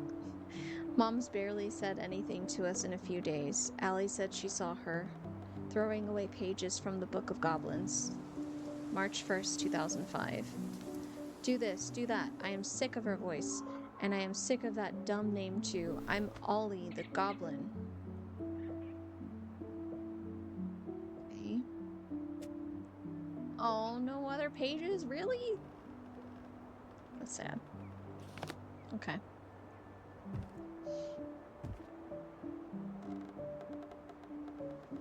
Not a bad view, right? I forgot how beautiful it is. We were in our own world most of the time. The lake wasn't just a lake. It was Moon Hag's lair, and the mountain was an ice troll. True. Ah. Plus, you get used to anything if you see it every day. Oh, true. I hope Not so. always. So the mountain was the ice troll. I think I'd like to end up somewhere like this, just not here. Somewhere with more trees than people? Exactly. Just go into it with a little more of a plan than Marianne did. Already working on it. With my degree, it'll be easy to get a job as a ranger. After you spend a little time in Juneau? Still a maybe on that one.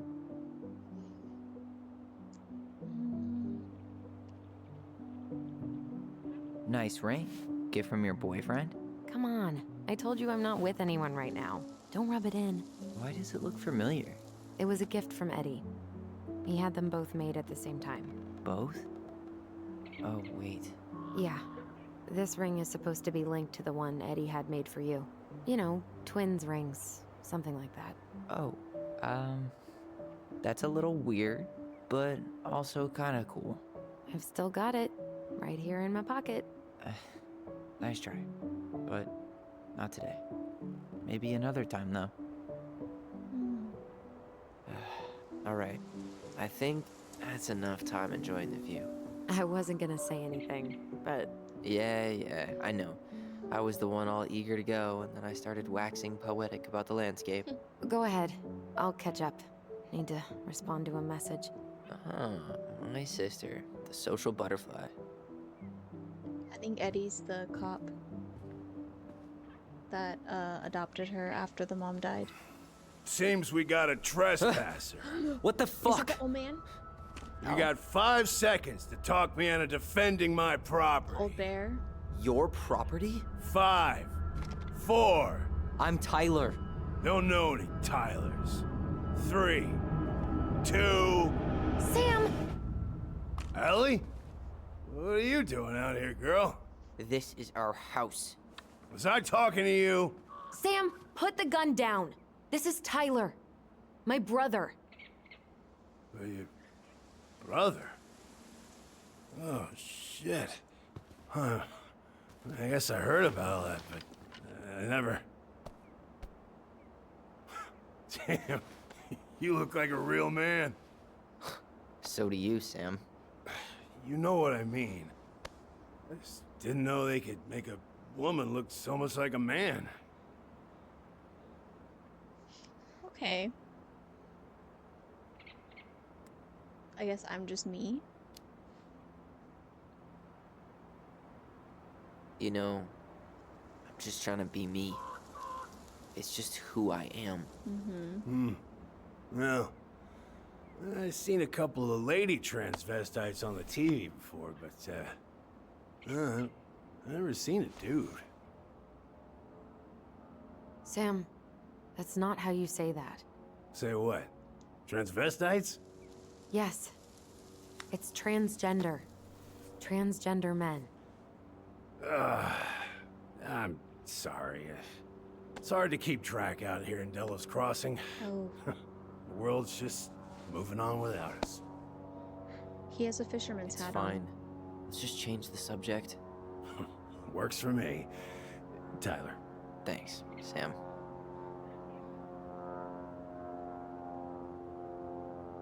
So, what are you doing here exactly? Oh, well, I've been kind of keeping an eye on this place for you, you know? It's like patching the roof, checking the pipes, you know, all that stuff. Thank you, Sam. Oh, yeah, that's no big deal. I just, you know, your mama, she was a special lady. She deserved much better than, you know, what you got. Didn't you used to help Mary Ann with repairs and building projects? Oh, yeah. Yeah, seeing as your mama never had a man around, I just took it on myself to help her keep this place standing. Did you fix the roof? How antiquated of you. Thanks. I guess you two are still aiming to sell the place? That's the plan. Which, by the way, we need your keys. Since apparently you went and changed the locks? Oh, yeah, absolutely. But, selling your mother's house? Are you sure? Bad or good? It's all you've got left of her.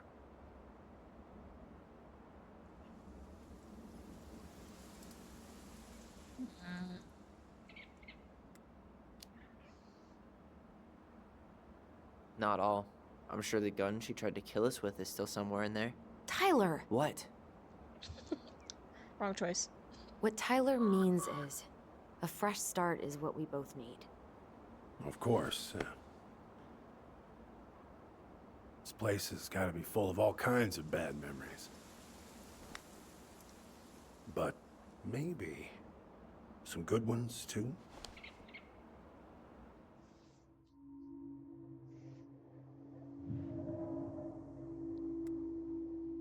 He's hammered. We don't know that. Does he look drunk? Maybe we should just say that. We should get going. That's all you think we'll get out of him?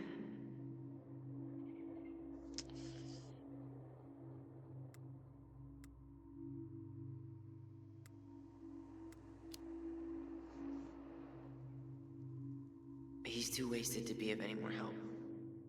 I'll tell him to get a move on then. Oh, should we have done that? Well, we've got a supply run to make, and Yeah. Uncle Eddie's expecting a visit. So, Right. Yeah, of course. Maybe we can talk to him again. Get going, you two. Sam, we all gotta get going. Oh, of course. Of course, yeah, I got lots to do myself. Lots of to-dos on old Sam's list. And you don't want to keep Brown waiting, you know? Thanks for looking out for this place.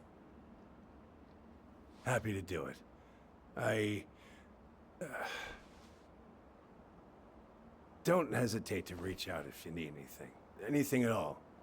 You hear?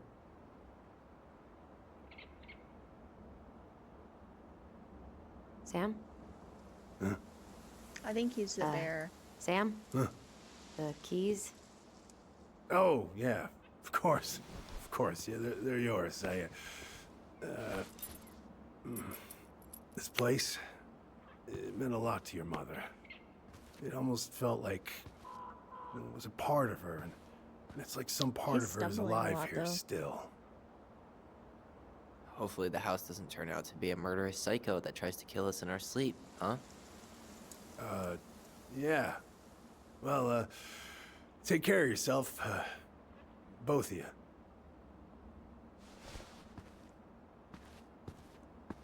Hey, so we really do have a lot to do. Okay, go on. I'll be right behind you.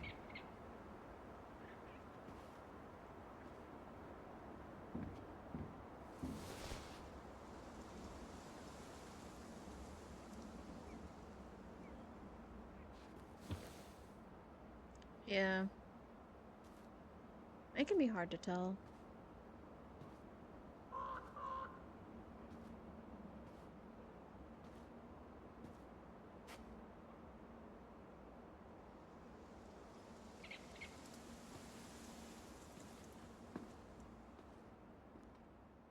Hmm.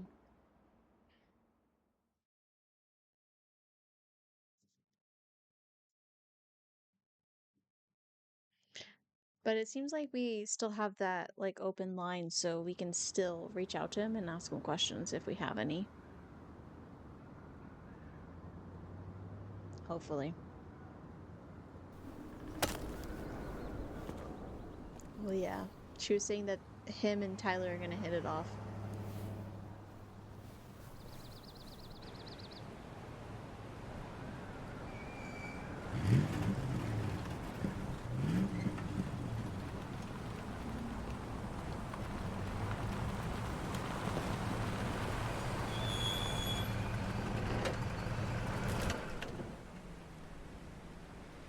Ready to Veni Vidi Vici? I'm ready to talk to Tessa.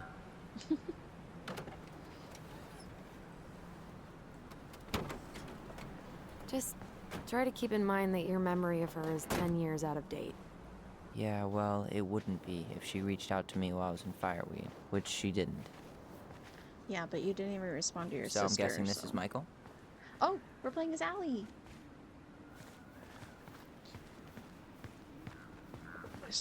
She's we're walking.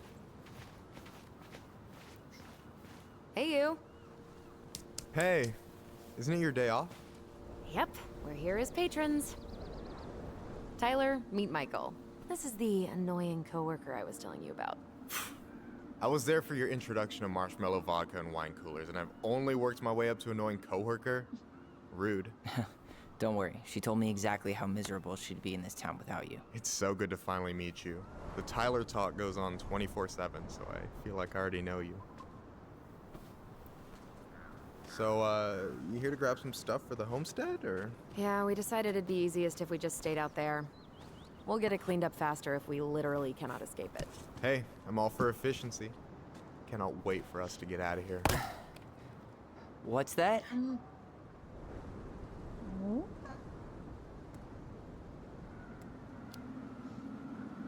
Michael is moving to Juneau too. We were thinking of being roommates. Oh, okay. Thinking about it? You better not be backing out on me. The only thing that gets me up some mornings is marking one more day off the calendar. Don't worry, she won't. We'll get the house sold, and you guys can move on. There could be room for you too. For sure. The more Ronins, the merrier. I'm studying to be a chef, so, you know it'll be good eating. And hey, I only snore during allergy season. And baseball.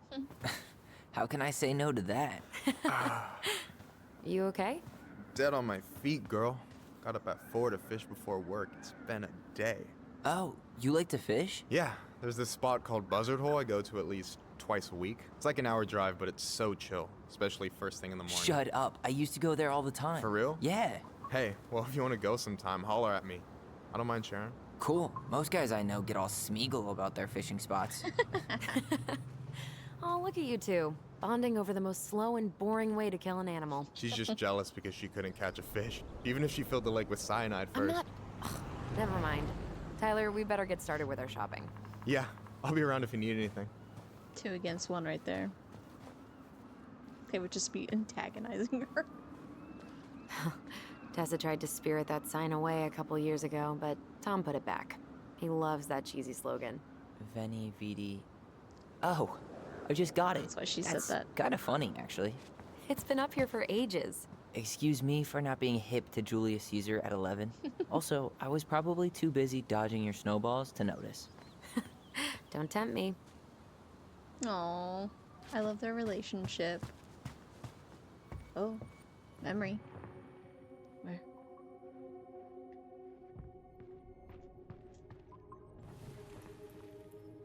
Okay, can you just like... Hello? There. I want to have the crispy tocino and noodles and spring rolls. And can we get the coconut cake for dessert? Easy, easy, my hungry goblins. We have to leave some food for the other customers. But Auntie Tessa said we can have whatever we want.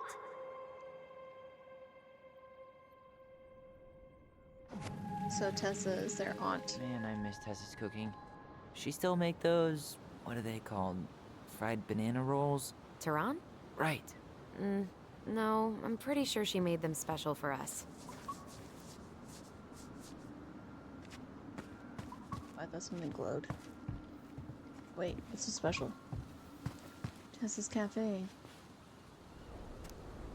Today's special, salmon lumpia with garlic fried rice, $7. Bibinka slice, $2. Ooh, that sounds so good. I want to get lumpia. Yeah, true. But remember, Tessa's like, her and the mom fell out of being friends. Should we go inside or stand around until we become human popsicles? I want to be a human popsicle. Thank you. But yeah, maybe we can press with questions. Well, hello, Miss Ronan. Did you forget something in the office? No, just doing some shopping. You remember my brother, Tyler? Your brother? Oh, right, Tyler. What a pleasant surprise. Didn't Allison tell you I'd be by today? Yes, I think she did. Captions go for that. I just didn't expect to see such a dapper young man. Oh. Well, I did shower this morning. Did you just get back into town, or? More or less. We've been working out at the old house, but surprise, surprise, after 10 years of sitting empty, it was missing a few things, hence the supply run. Ah, right. Well, we'll get you set right up. It must be nice to be home. I'm not sure nice is the word for it. Oh, of course. I assume being there feels complicated. That's one way to describe it. Well, don't let me keep you any longer. I'll be here if you need anything. Oh, hey, is Tessa around today? The wife's not in at the moment. I'm sure she'll be around later, though. Okay, so we need candles and an all-purpose cleaner. Plus snacks and drinks. I'm starving. Well, snacks and drinks. Cucumbers. No way. The Trout King is still here.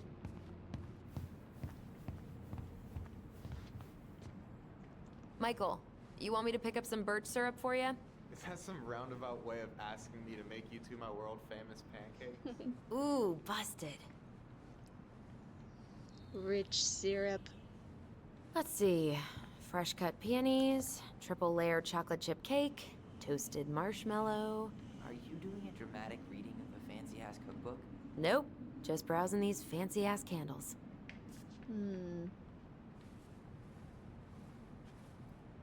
That pumpkin's huge. You only live once.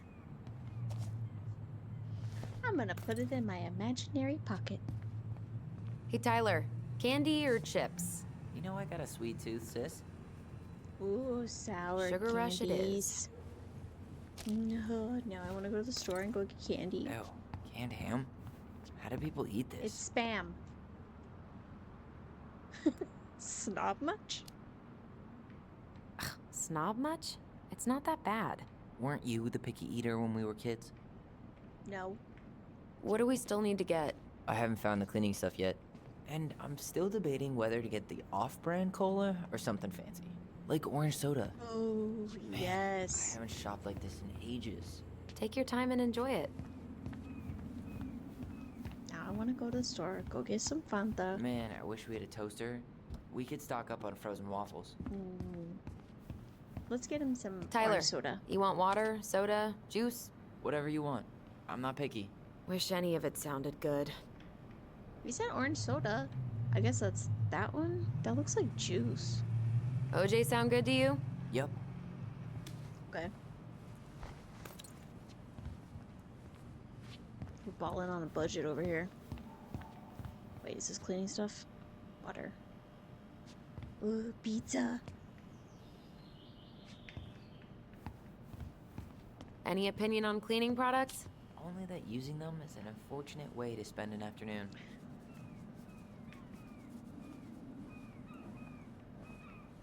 I guess it doesn't really You matter. think you could take a picture of this? Look, all the good fishing. Organic's better.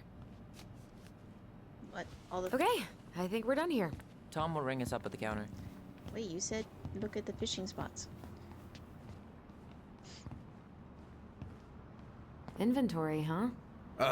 Yeah. My mind is so numb right now.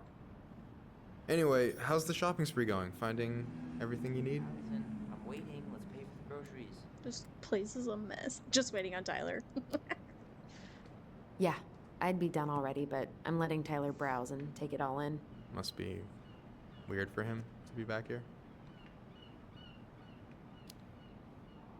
It is, and it doesn't help that everyone around here keeps making it weirder, but he's doing okay, all things considered. I feel like there's a story there. Come on, spill. We found some stuff in Marianne's room that really threw us for a loop. Do you want to talk about it? I do, but not here. And I think it also might not be my story to tell. But maybe all of us can hang out later and you can get the whole messy story. All right. Well, I'll be here if you need me. I hated doing inventory. Plays Mabel in Witches of Eldo? What? Why would I know about some silly show for teenage girls?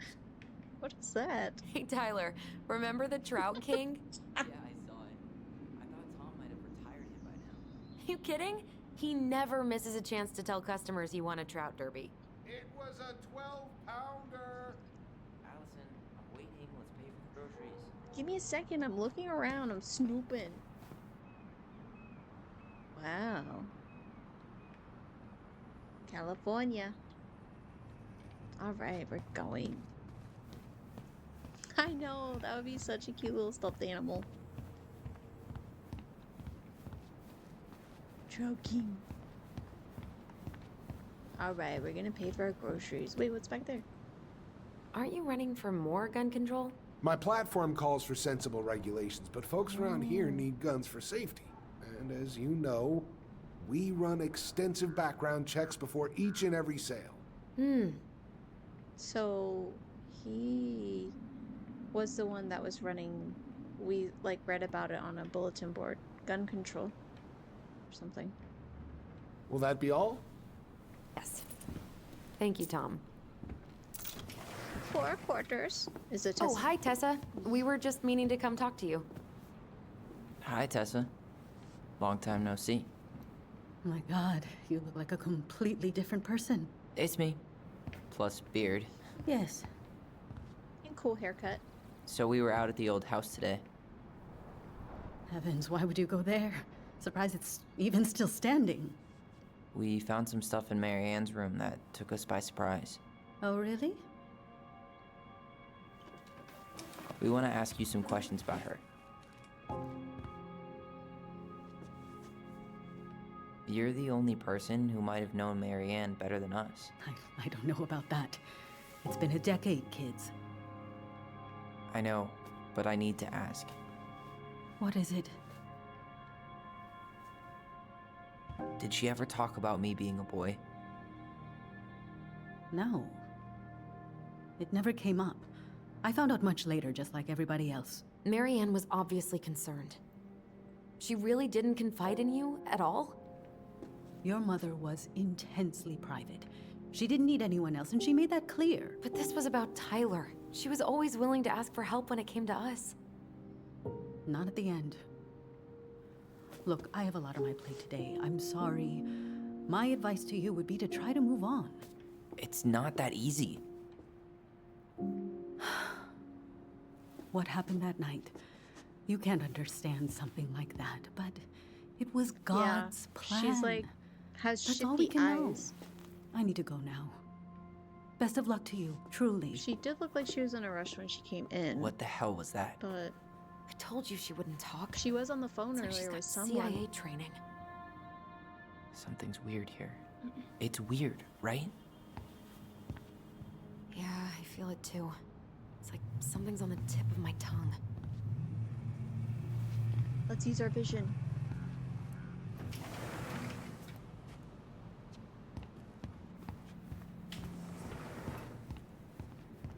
Should I go back here? Hey, what's up, girl? Hey. Is there something I can do for you? What are you up to? So what are you doing there? Oh, just inventory. Guess I'm lucky I had the day off, Yeah, huh? exactly. Yes. Especially what with a this small lucky coincidence. town where it's been, like, travels very fast. No, just picking up some things for the house. Gossip. Oh, okay. Does your brother need any, shaving products? We've got some on sale. I think he's got everything. But, thanks. Good, good. Well, you let me know if we're running low on anything you need. Didn't one of the stories say that one of them liked to gossip? The frog? What if she's the frog?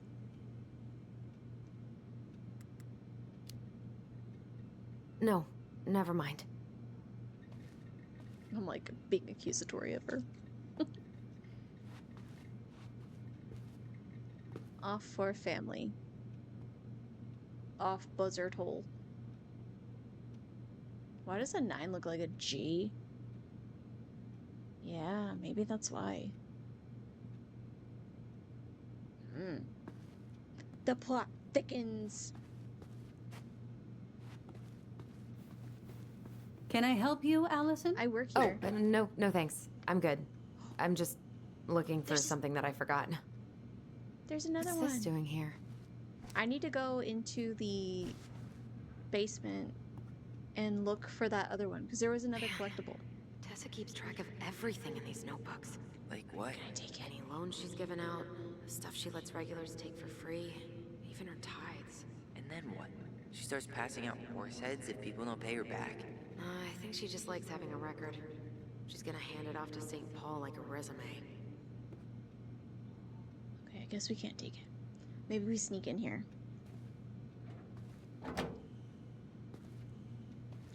No, I was just looking for my little collectible. Sorry. Have a good day. Alright.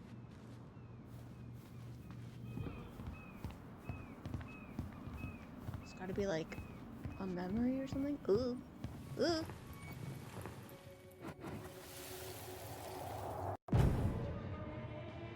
Hey guys, you all Yeah. done yet? Yeah, Mom. Can we go outside while you and Tessa play cards? I'm afraid Tampons? there's no time for games today, sweetie. Oops. Now let's go. Marianne, can you come here? Sorry, Tessa, I'm in a bit of a hurry. Oh, what's your excuse this time? Emergency repairs for the beaver dam? Tessa, look. No, I don't want to hear it. I want to talk to you now. Or do I need to start calling in your debts? Huh. I'd I completely knew he stole forgotten the about pelican. I remember it, but not exactly like that. Or Here, let's see if we can call up my version, okay? is she the pelican? Because the pelican's in her store. What was the other one we found? The princess in the mom's room. So maybe we're finding the sculptures with the people. So maybe the aunt is the pelican. And the pelican helped keep the kids and her warm when it was winter. That could be a theory, possibly. Wait, what are we doing? Investigate the undercover memories.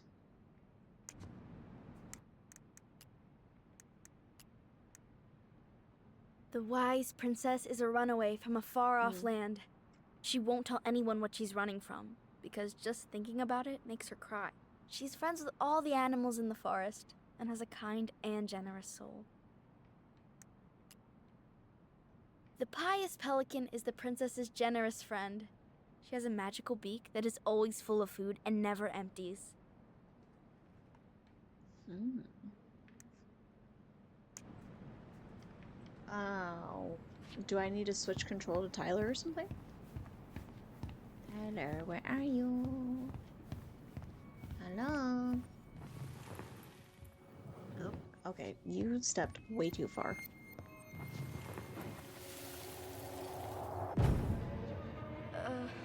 Mom? Can we go outside while you and Tessa play cards? No, there's no time for games today. Marianne, can we talk? No, we can't. Just leave the groceries, kids. Let's go. Don't. Please, let's just talk for a few minutes. Okay? Okay, we remember that slightly differently. I guess that makes sense. Rashomon, you know? But whatever happened, after that they walked to the counter, and then Marianne lashed out at Tessa, right? No. Marianne defended us because Tessa got all preachy. Which is it going to be? I don't know. Choose. I want to talk to you now. Or do I need to start calling in your debts? Dude. No, Tessa was. She went all Jack Thompson on her. I want to talk to you.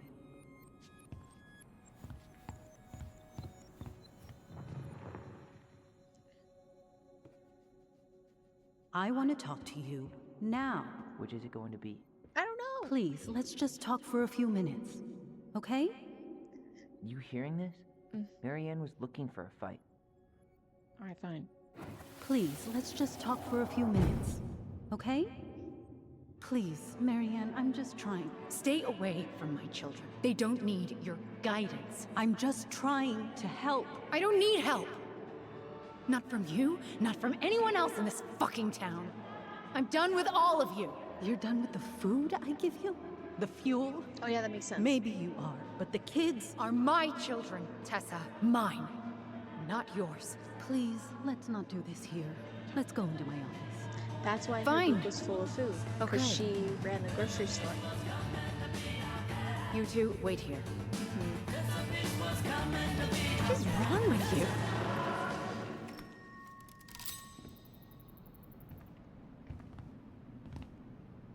I'm still skeptical, but okay. For now, let's say Marianne was being Marianne. But once they got into the office, they both went at it. Hard. What do you think they were arguing about? Me? Don't know. It was impossible to hear anything after she cranked up the music. But hey, now that we know she was lying to our faces, let's ask her.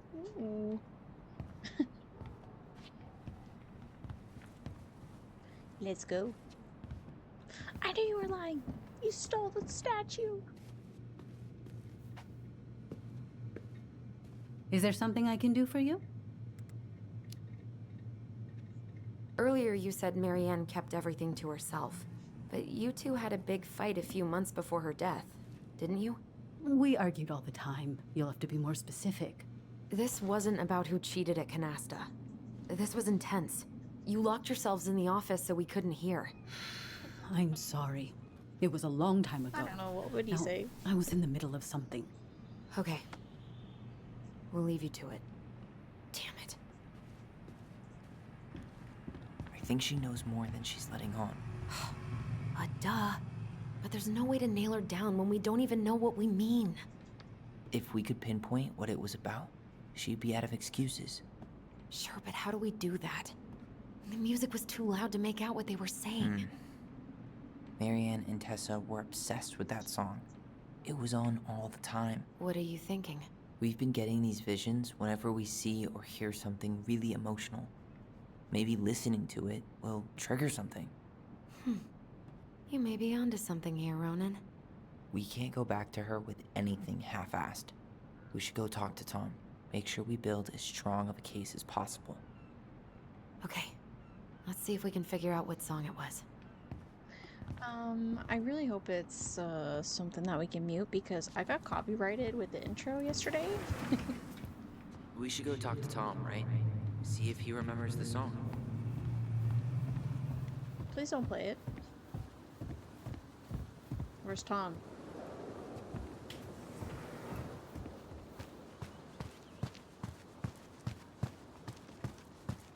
Is that Tom? Okay, nope. Where's Tom? Do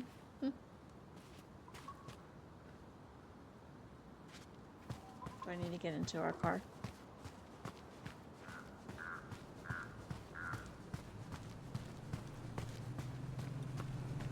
No. Wait, where do I go? We should go talk to Tom, right? He remembers the song. I thought that was, Michael. Oh, wait, yeah, you're right. That was Tom? That's his name? I'm bad with names sometimes. Hi, who are you? Are you Tom?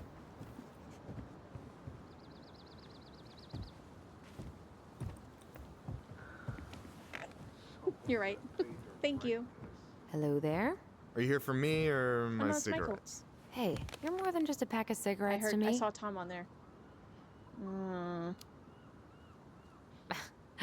Taking a break already? Yeah, I needed a moment of zen. Tessa's been on my ass all day. Look, I get one count wrong, and she has to triple check everything, like we'd go full-on Lord of the Flies if there was one too many frozen pizzas. Kinda sounds like she has a good reason to doubt your commitment to the inventory process. Oof, Brutus. So your deadline for the Culinary Academy was Monday, right? I turned in my application, mother dear. Oh, I'm so excited. Are you excited? Well, I will be once I know I got in. I am not worried about Maybe that. Tom is a cashier. Did you give them my recommendation letter? No, hun.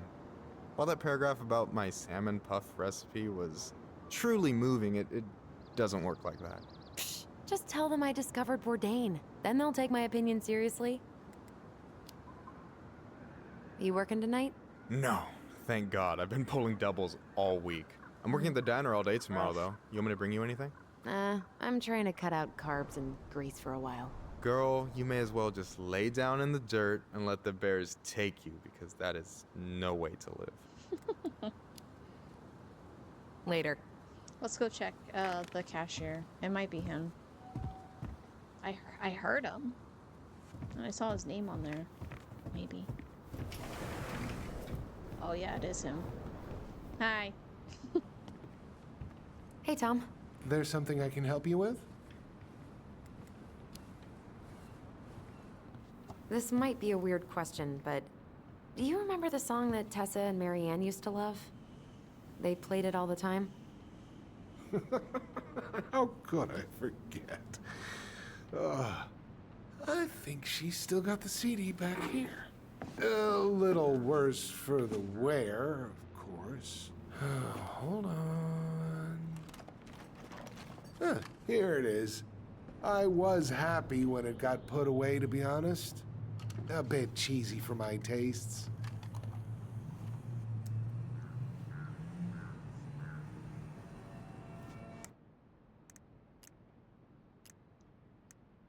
I'm turning the music off. I don't want to get copyrighted. Okay, I'll turn it back on after. Just imagine it's a really good song.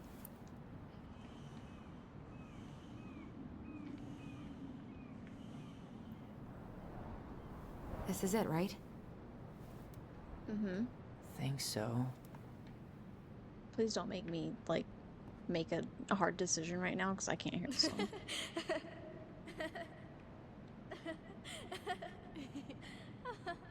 Ooh, memory. Whoa. I just got hit with a flood of memories. You seeing what I'm seeing? Yeah. Should we check this one out? Yeah.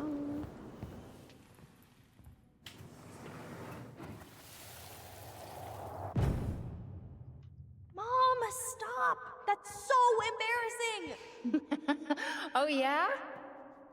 Tessa, come join me. I know you love this song. No, I couldn't possibly. Some of us are actually trying to get work done here. I forgot how carefree she could be. Yeah. What the hell happened? You think there's more memories lurking around? I don't know. Let's see.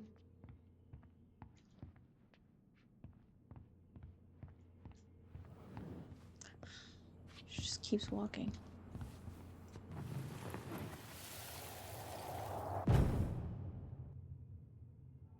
The kids keep pestering me for these candies, but they're so expensive. I'll just grab a bag. It's fine. Oh no, I can't, Tessa.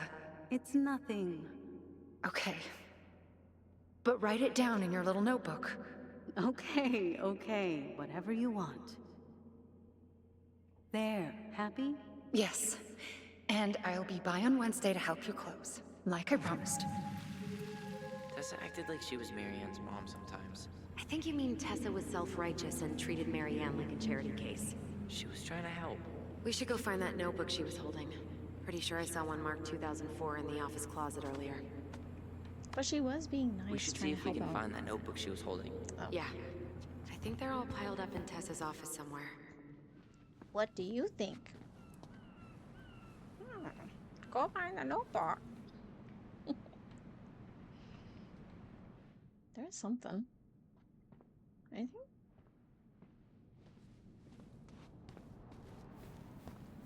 Yeah.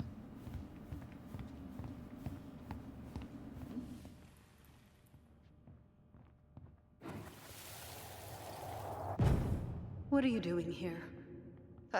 I thought you needed help with the store. I needed help 2 hours ago. Have you been Sounds drunk. drinking? What? No, I just had a day, okay? I took a pill. I'm fine. Marianne. I said I'm fine. Kids, come on, let's go. Wait, please. I have something for you. Take a look at this when you get home, okay? They can handle this confusion. I've been working with these people for years. They can help. What do you think that pamphlet was Tessa gave to Marianne? I don't know. I saw it in Marianne's room. It had a creepy vibe, but I didn't think much about it. It was bad, though.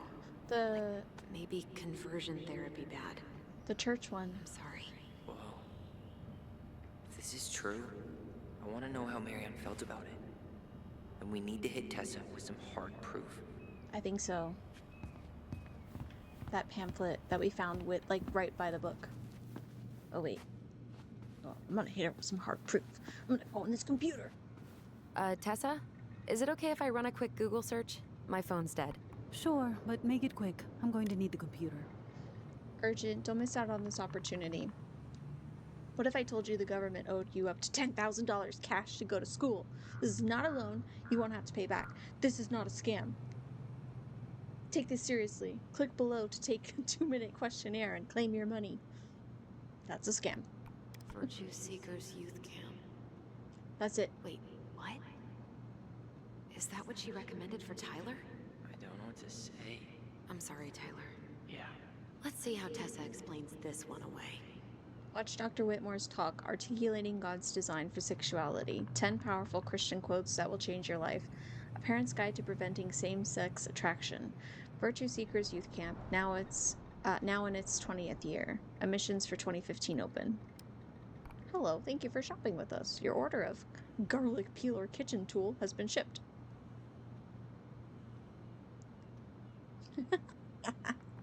I've been trying to reach you about your Trout King's extended warranty.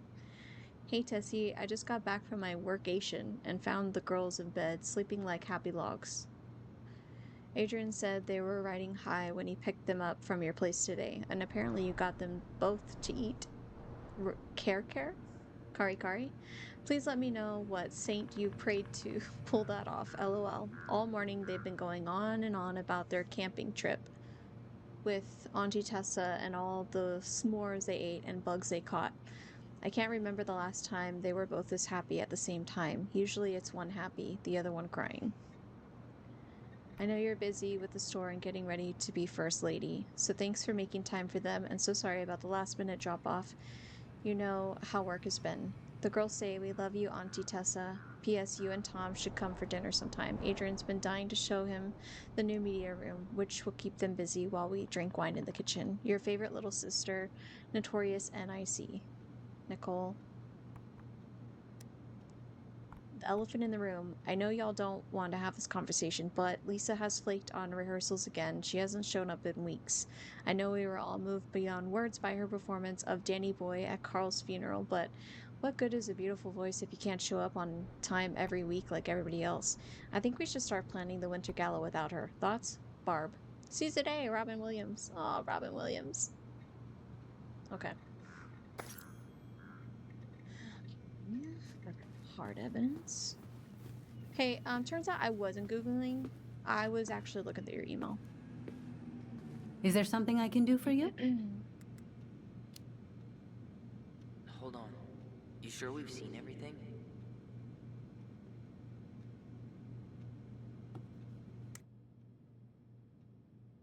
I feel like we did find evidence. Let's just talk.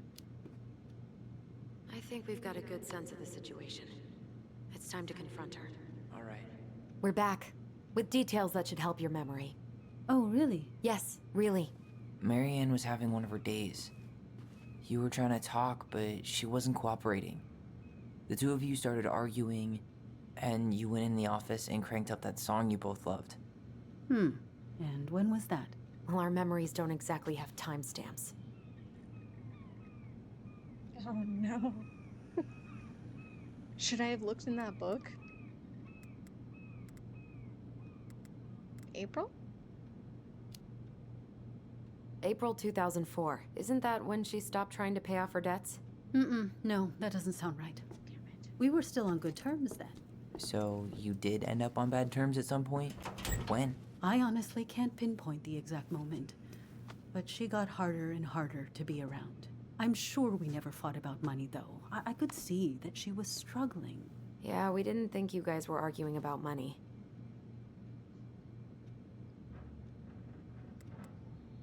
She was done being judged. You told her about the camp. We know you support the Alliance for Traditional Families, and that you gave her the pamphlet about their camp. What camp?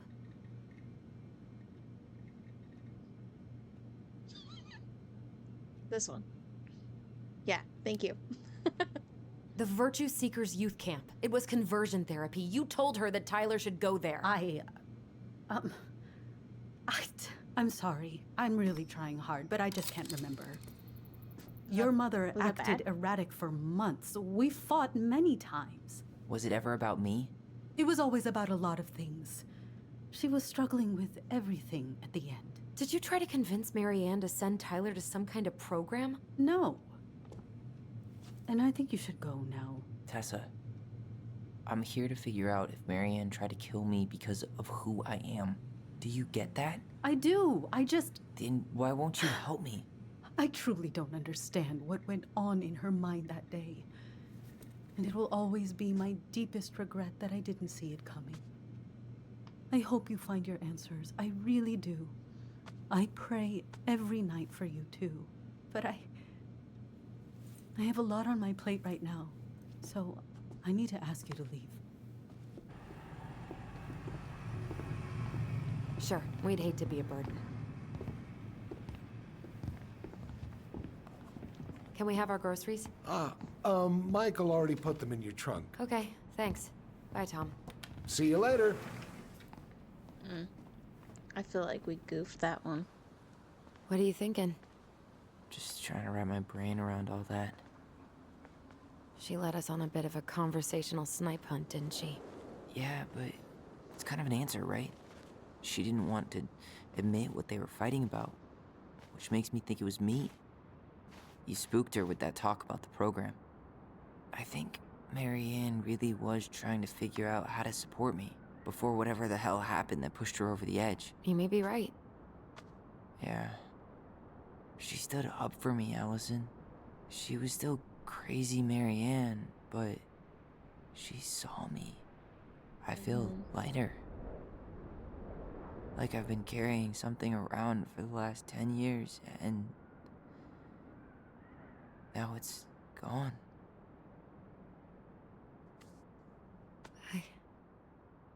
I'm really happy for you. But That just opens a whole new box of Pandora's, doesn't it?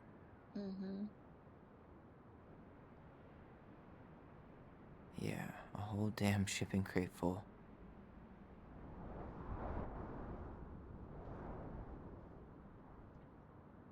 Well, it's a good thing Eddie's expecting us. He knew Marianne pretty well, and he was in charge of her case. Did he ever mention anything about the investigation to you? No, I never asked. And I'm sure he thought I was better off not knowing. Guess that might have made for some awkward dinner conversation. Exactly. But I mean, he's a good cop. Thorough. I'm sure he's got something.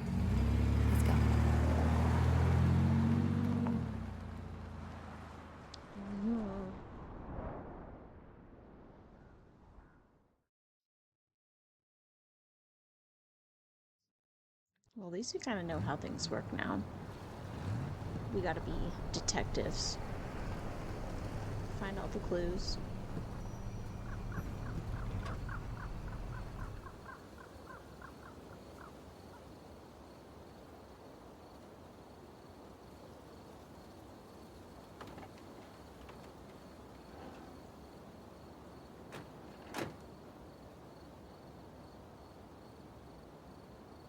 This is kind of bleak. It's usually more crowded, but the other officers punch out at 6 o'clock sharp. There's no crime after 6? In the mean streets of Delos Crossing, just bears and drunken disorderlies. And Uncle Eddie can usually handle them on his own. What a hero. Anyway, he's probably in his office, upstairs.